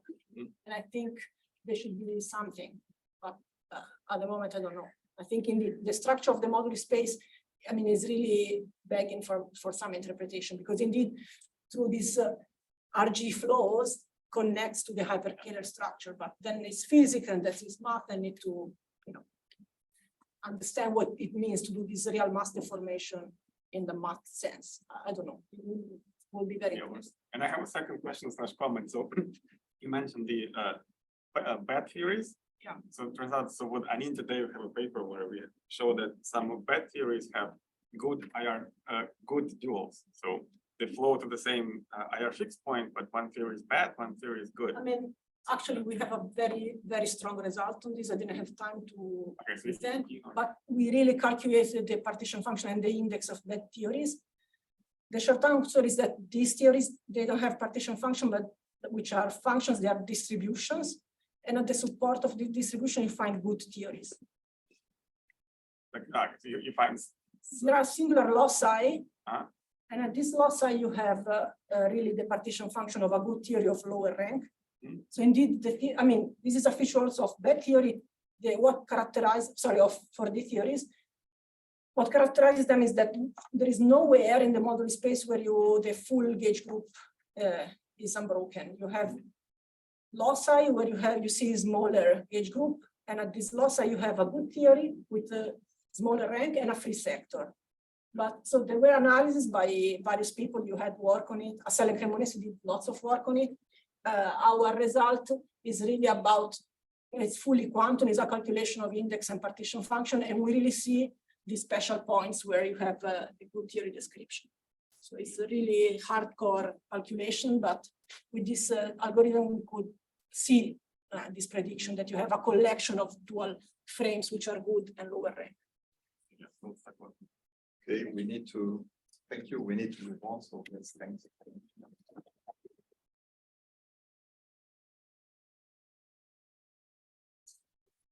Next speaker is Emilio. Sunny. Title of the talk is Parisi-Sourlas Supersymmetry random field model. So thanks, the organizer, for the great opportunity to give this talk and for this great conference. So yeah, I'm going to talk about some special type of supersymmetry that appears in random field models. This is based on a series of work that I did with Albertine Caviarage and Slava Richko. So let me go directly.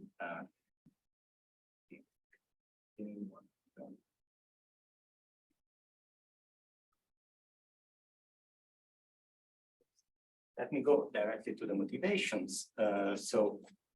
Well, there are two big motivations. One is just why do I care about these random field models? Well, they describe impurities in physics. So impurities are really important. They are everywhere.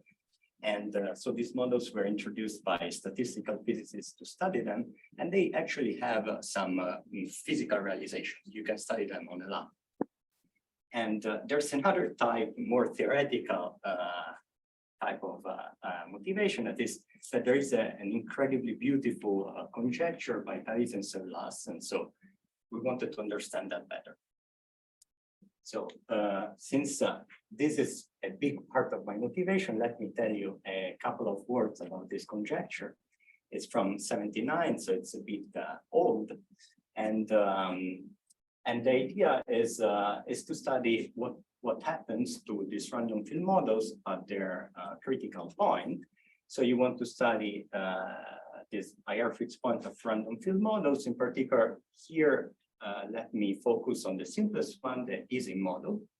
I'll describe each model in a minute, but this is the picture. So this type of random field model, you look at this critical point and you see that there is some emergent type of supersymmetry of a very special type named after Parisi-Sourlas. The conjecture doesn't end here. It also tells you that this model is also captured by a model in 2 less dimensions. So, and in this case, the model would just be the Ising model, pure Ising model, no random field, no supersymmetry. So it's quite a strong conjecture. So one would want to understand it better. In particular, because this conjecture doesn't work.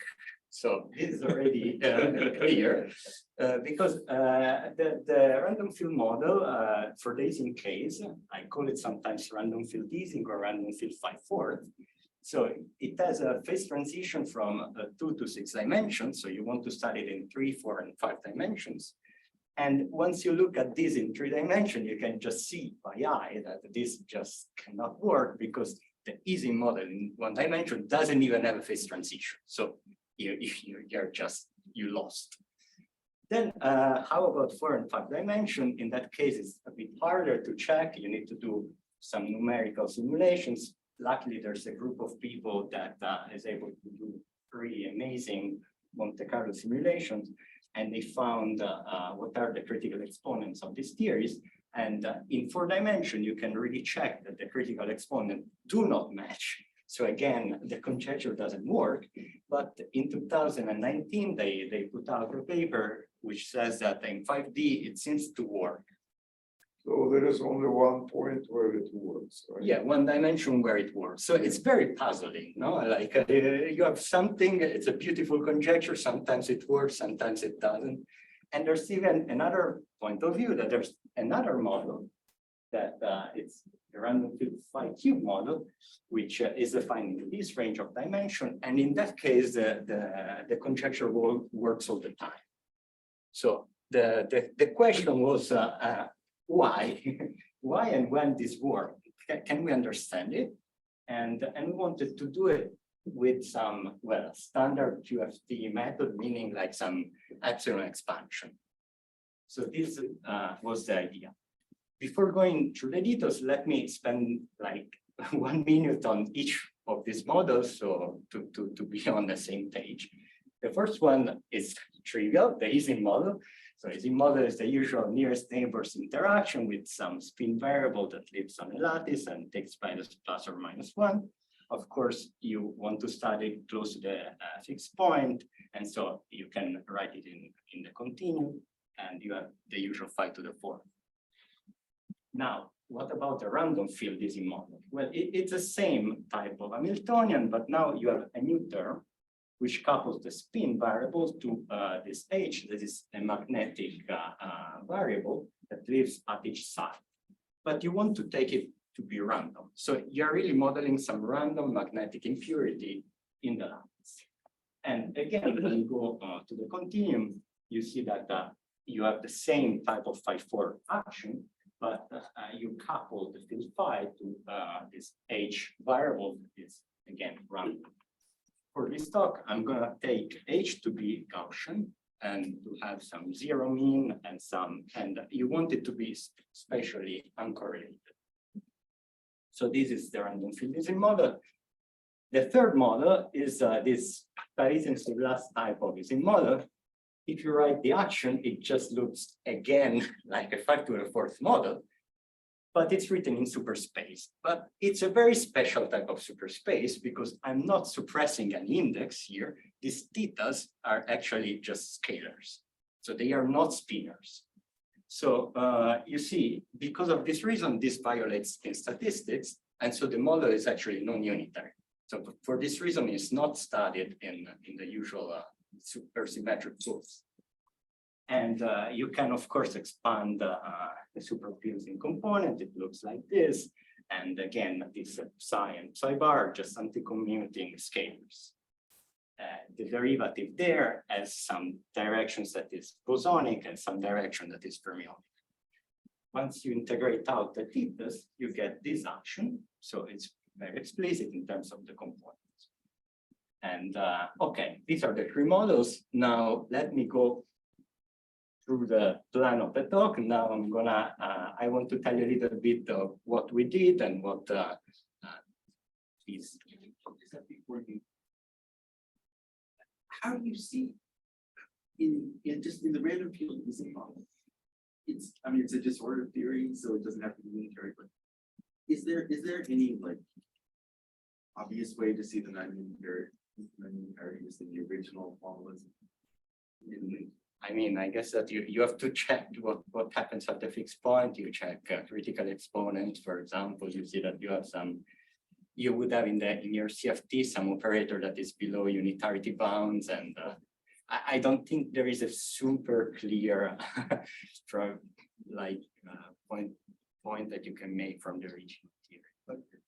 Sorry, what RF stand for? RF Random field. Random field. Okay. Yes. Sorry. Cardi find the mistake in this Parisi-Sourlas business already 40 years ago. Sorry.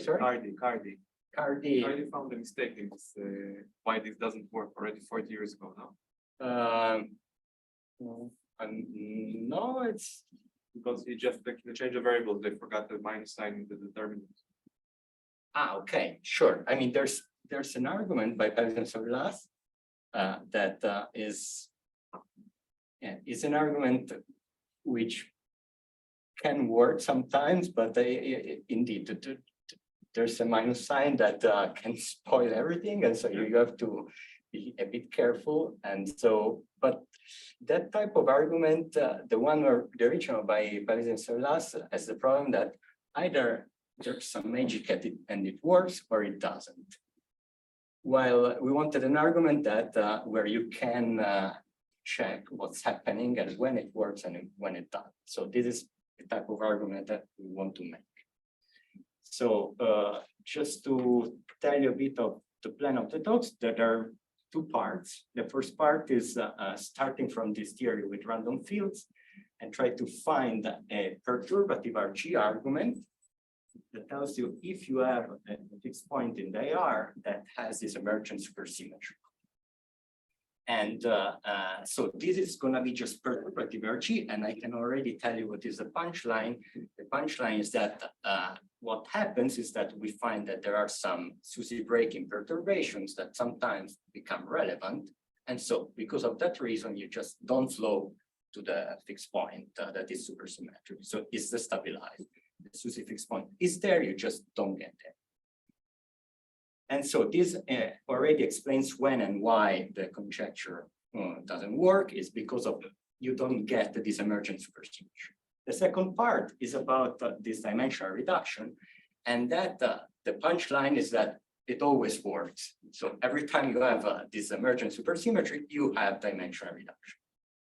And this is gonna be much more like bootstrappy, meaning that I will not even define what is the Lagrangian. I just study the symmetries of the theory and explain in which sense you have this defines the theory into less dimensions. So this is the plan. Now, let me go through some details. So the first part is this emergence of SUSY. So it's a bit tricky to explain this RG setup. So it passes through a few steps. In particular, there's replica trick, this Cardi transform that is a change of basis, and the concept of leaders. And from that idea, then you can actually study when you have supersymmetry. So it's a bit baroque, if you want. So now I'm gonna go very quickly through each step and tell you a tiny bit of each. So the first part is from random field to replica trick. Okay, just to tell you again, so this is the initial action where in the random field, you have this potential that can be either phi to the fourth or phi cube, and this defines the two models that I was saying, random field phi cube and random field Ising. And again, you have this Gaussian distribution for H, and so for this reason, you can say that this is not quite a quantum field theory, it's more like an ensemble average of quantum field theories. So for this reason, it's hard to do RG in this setup. So luckily, there's another formulation that is the replica theory, where you have the same type of action, so the same kinetic term and potential, but it's replicated n times. And instead of the disorder, now you have a coupling between the replicas. Just so you average normalized expectations for you average expectations. I show you in the next slide what I mean, but Jericho, What about the sign? It comes negative mass squared, negative mass squared. It's like negative, you mean this H? which is positive, I think it comes with the sign. which is positive. Yeah, so H indeed is positive, yeah. You look at the Euclidean space, right? Yes, It's it's in, Euclidean, yeah, it's okay. Euclidean, yeah. Okay. So, and there's again, another subtlety here is that you have to take the limit and going to 0. So, well, here I wait for Nikita to give me the recipe for that, but let's say for what we want to do, it should be fine. I mean, everything can be done like keeping n fixed, and then you take the limit. So let me explain in 30 seconds the replica trick where it comes about. So the idea is that you have this average over a correlation function at a fixed h. So you have to do the average over h. And here you have the correlation function where you have 1 over the partition function in front. And this, of course, depends on h. And it's very hard to do this average because of this denominator.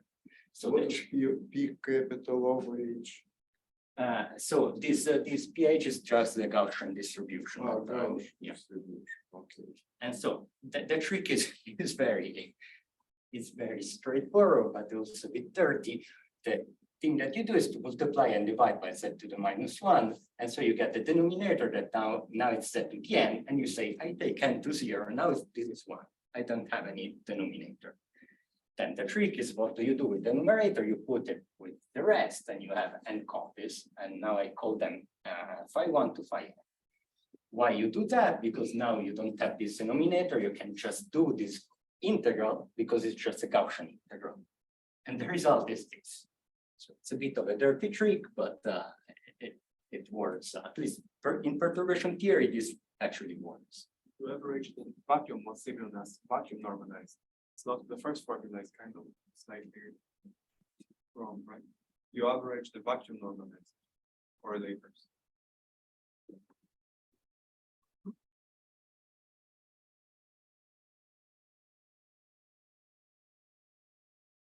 We're just putting like h. Yeah, you need to divide by 1 as a function of h, the first equation.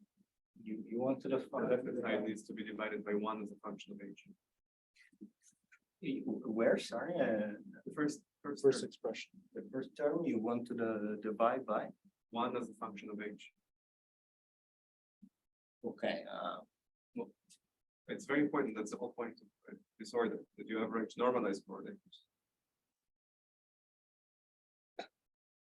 Well, I don't know. I mean, in this formulation, at least this is, I think, what people do. Everything on the slide is, everything on the slide is okay, but the thing in the previous slide where you have. Yeah, except I would say the first term doesn't look right because it has to be, you have to put an overline over the ratio. No, but I mean, you mean this? I mean, I'm actually meaning that. Yeah, I think they don't need it. You mean that okay. But on the, can you go back to the previous slide for a second? See if I can. Yeah. I think that's the thing. Sorry. The second part. Yes. I see. This is supposed to be in the multi-replication theory. Yes. Yeah. Well, anyway, so here is the standard thing that is done in statistical physics. we don't have much to add to that. We just take it as our definition of the theory and we start from there. One question, what do you do with the observables? Which the observable O depends on the first field or? Yes, it depends on the first field indeed. And if you take, since you have more replicas, you can take also observable that depends on other fields. And this would compute for you instead of the single, I mean, here you see there's just one correlation function average, but you can have products of correlation function then average. And this can be computed by taking O1, O of phi 1 and O of phi 2, for example.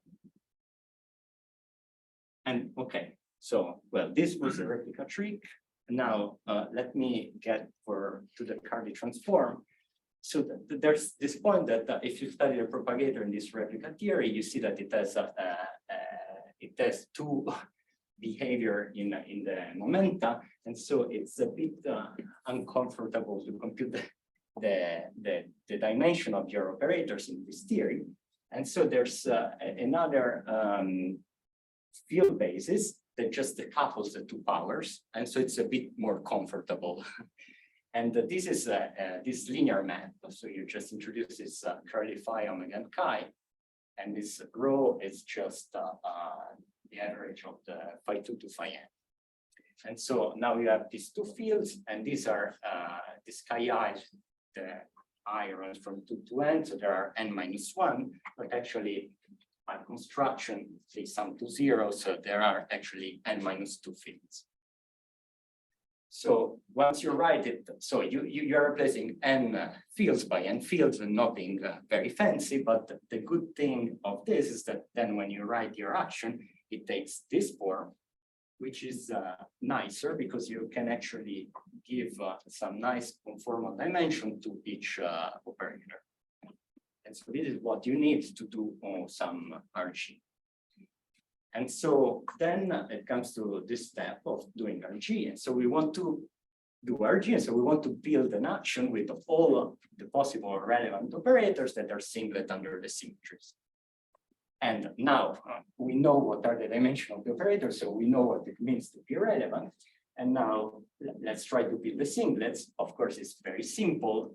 This is SN symmetry, so you just want to sum over all the possible replicas, and this gives you singlet. There's nothing very fancy, but it's a bit unfortunate the fact that since the field phi I itself didn't have a good scaling dimension, what happens is that when you then map it, when you map these type of operators to the replica field basis, you find that they actually contain terms with different dimensions. So this is very unusual.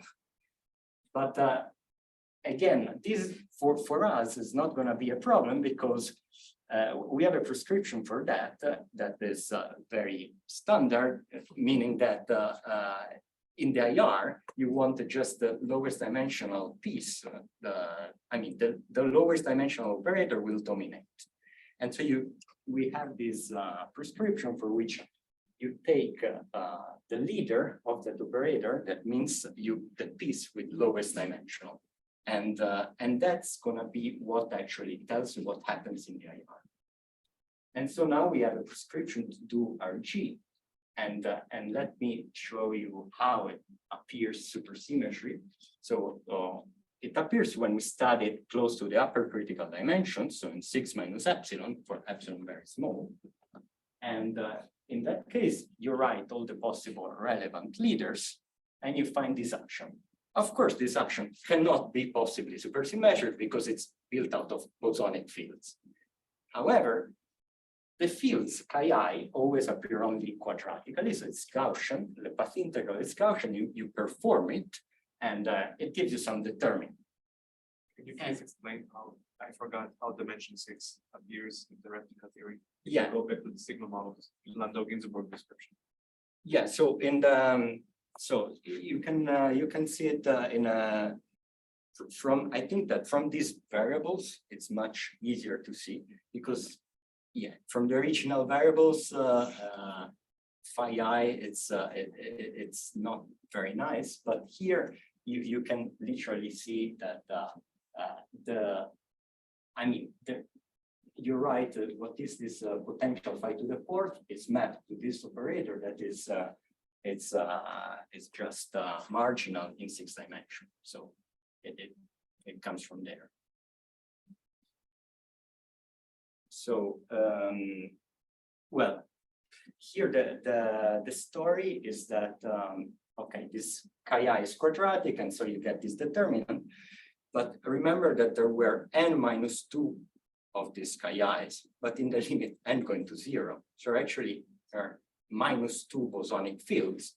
And so this type of path integral is actually equal to a path integral of some Grassmann numbers. There's also some more formal way to say it. There are theories that have O minus n symmetry are known to be mapped to theories with SPN symmetry. And this is an SP2, and this would be a O minus 2. So the point is that what you can do is just replacing every time you find a chi-square, you replace it with psi bar, and you find that the action that you get is this one, and it's exactly what I wrote in the beginning. And so there is a formal map, and this is close to 6 dimension. And now what happens when epsilon is not small? Then you have to study what are the possible perturbations. And so this is what we did. And there are different types of operators in this theory. There are 3 classes that are quite important. So there are these type that we call SUSY writable, like when you have this chi-i squared that you can map to psi bar, so you can write them in the SUSY theory, so they are SUSY writable. But there are also some SUSY null operators that can be mapped to the SUSY theory, but once you do it, you like this chi-i squared, when you map it, it gives you psi bar squared that is equal to 0. So it's a null operator in the SUSY theory. And there's a third type that are non-SUSY writable, that actually don't even have the good symmetry to be written in the SUSY theory. For example, this chi-i cube or any higher power. So if this operator become relevant, you just don't get a good supersymmetric fixed point. And so what we wanted to study is like all possible perturbations. Now we have this algorithm. You want to study all possible leaders and study, in particular for these classes of operators, if they become relevant. And so what we did, we studied a lot of them, we classified a lot of leaders, and we compute the anomalous dimension of the low-lying ones. And we found that the first SUSY null operator is this actually chi-i squared. And there's another operator that is important that takes this form in the chi's, and this is the first non-SUSY writable operator. Interestingly enough, they can be written in a very nice way from the replica fields point of view. They are just phi I minus phi j to some power k, and this k can be only 4, 6, 8, otherwise this operator is trivial. And these operators were already considered by Feldman in 2002 because he had that they may play a role. And so what we did was some two-loop computations, and we found this anomalous dimension.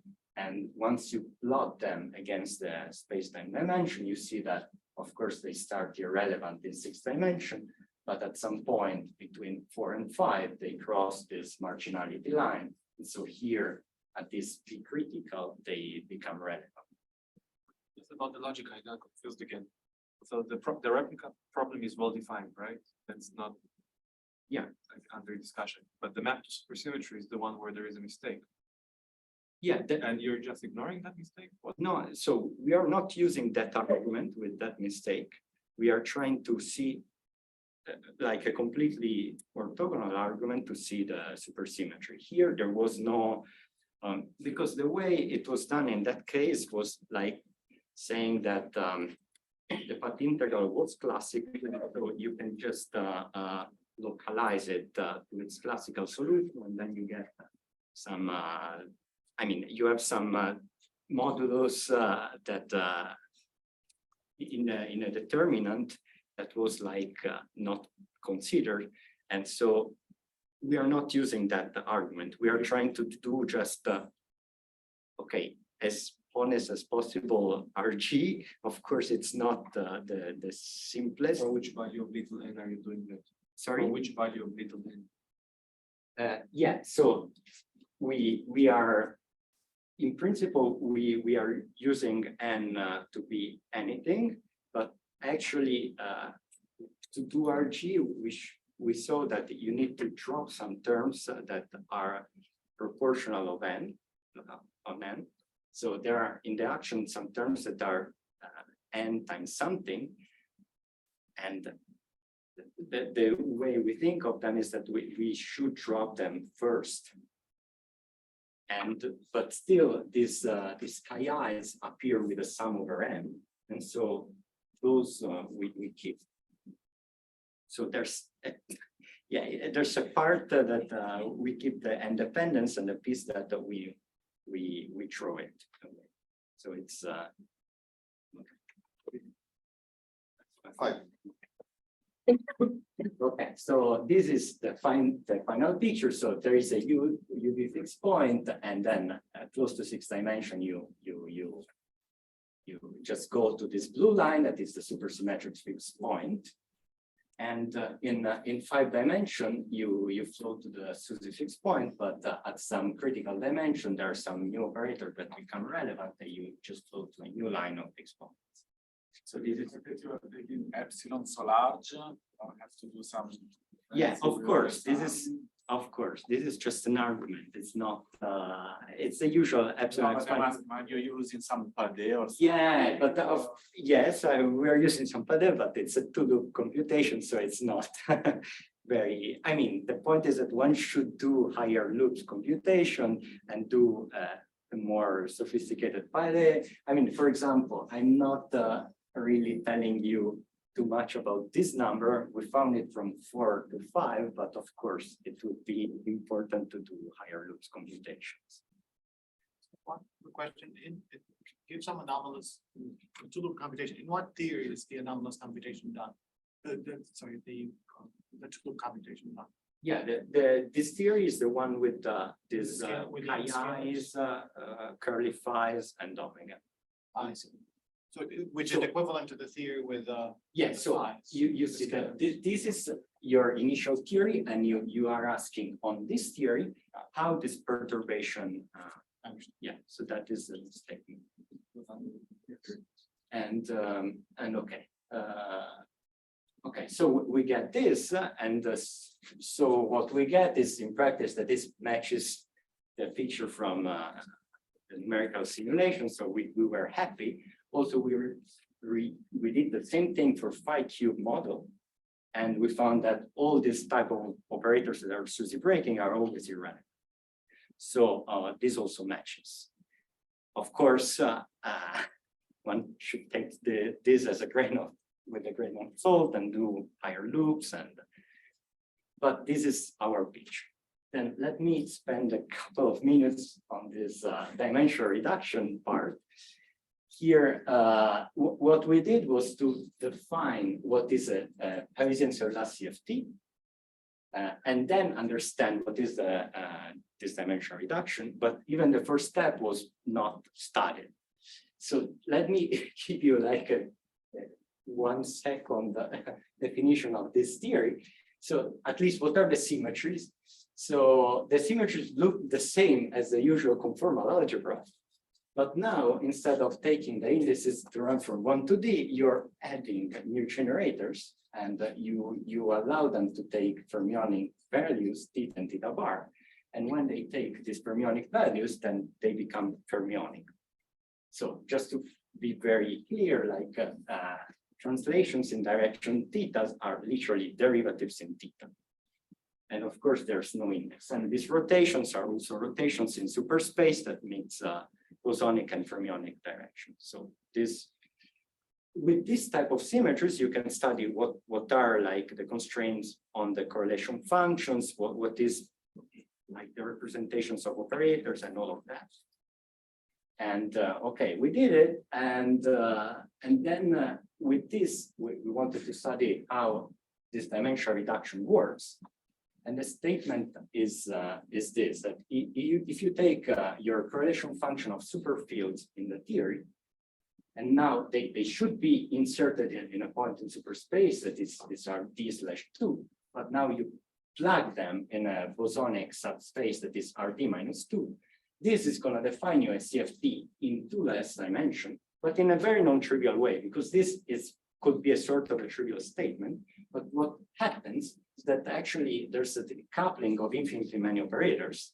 And so this reduction is non-trivial and gives you, for example, that for one operator in the higher dimensional theory, you just get one operator in the lower dimensional. Well, you typically expect a tower, an infinite tower of operators when you reduce a theory. And here, all these other operators decouple. So you have a one-to-one map. And similarly, we find a stress tensor that is conserved in lower dimension, because the part that is not conserved decouples. And we also found that in the PE, for example, every operator exchanged in higher dimension is just one operator exchanged in lower. So there is really a one-to-one map. And this can even be seen in a very compact way from the conformal blocks. So the superconformal blocks of the theory are actually equal to the blocks in 2 less dimensions. And so from this fact, we used it to find some relation between blocks in different dimensions, because of course this super block can be expanded in usual blocks and in a finite number of them. And so you find that there are relations of blocks in d-2 dimension and blocks in d dimension that you can just find through this supersymmetry. But these relations are true in general. I mean, these blocks don't know anything about supersymmetry.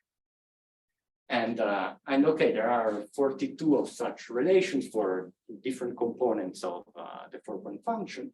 And here I write that the simplest one is, it's just to say that it's completely explicit. And okay, maybe. Can you conclude, please? Yeah.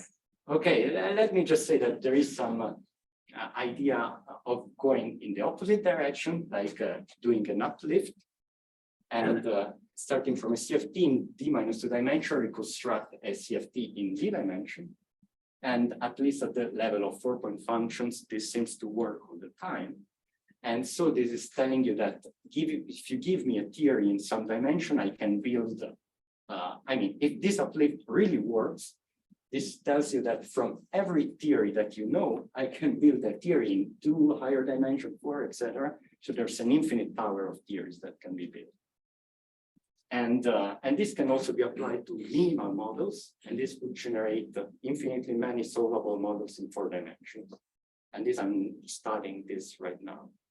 And okay, there are other applications, but let me just leave you with this slide with the conclusions of this perturbative RG to explain this supersymmetry, and then this bootstrap type of argument to connect theories in 2 less dimension and theories with its supersymmetries. Thank you. Time for one question. Please.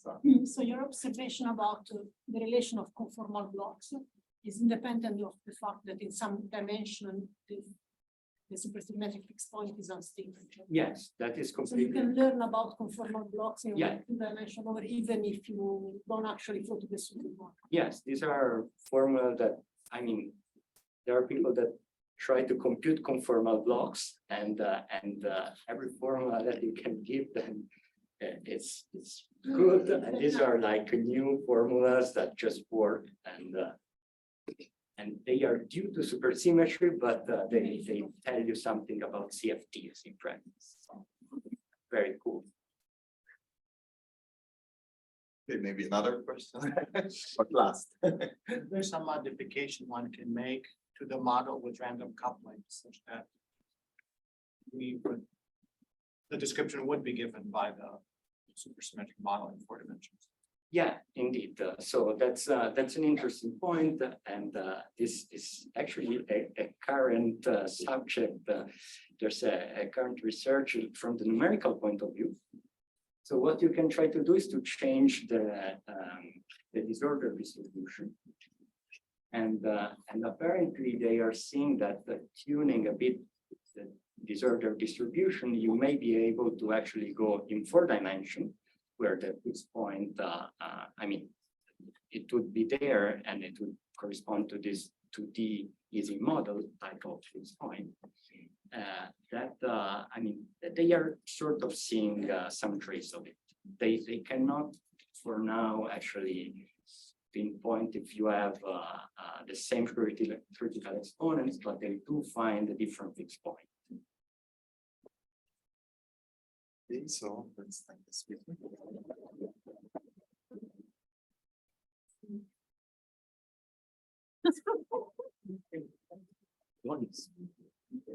Yeah, maybe. This dimensional reduction of blocks, is it different from, I think there's a paper a while ago, just it's literally called dimensional reduction. I didn't have time to say. Like a dimensional plate. So what happens in that paper is that what it says is what you expect, that if you write a block in D dimension, it can be written as, of course, an infinite sum of blocks in lower dimension. Because, of course, You are not leaving. the most I am not now, I'm leaving it around. lower dimension, you give rise to infinitely many operators. And so you have one block equals to infinitely many. Now you should do twice. Invert this formula and you get that like one block in D minus 2 dimension is equal to 5. It's like really magic. I mean, this type of formula that we found, it's like the inversion of a double infinite sum. It's giving finite sum. It's really completely unexpected. I mean, that type of formula you expect it to be there. This type of formula, it's just sort of mind blowing. And there's no, is there any understanding from, let's say, like the conformal Casimir? Thank you. Yeah, I mean, As much as I can. we use the conformal Casimir, and we saw that the super block was equal to a block of lower dimensions. But I mean, without explicitly solving it, you just write down the conformal Casimir equation, is there some, do you just see? I mean, if you write it in super space, I think that they look really similar. Okay. And so, because you see, the algebra is the same in the end. Yeah. It's the same algebra, so everything looks the same. But, so, yes, it is, indeed.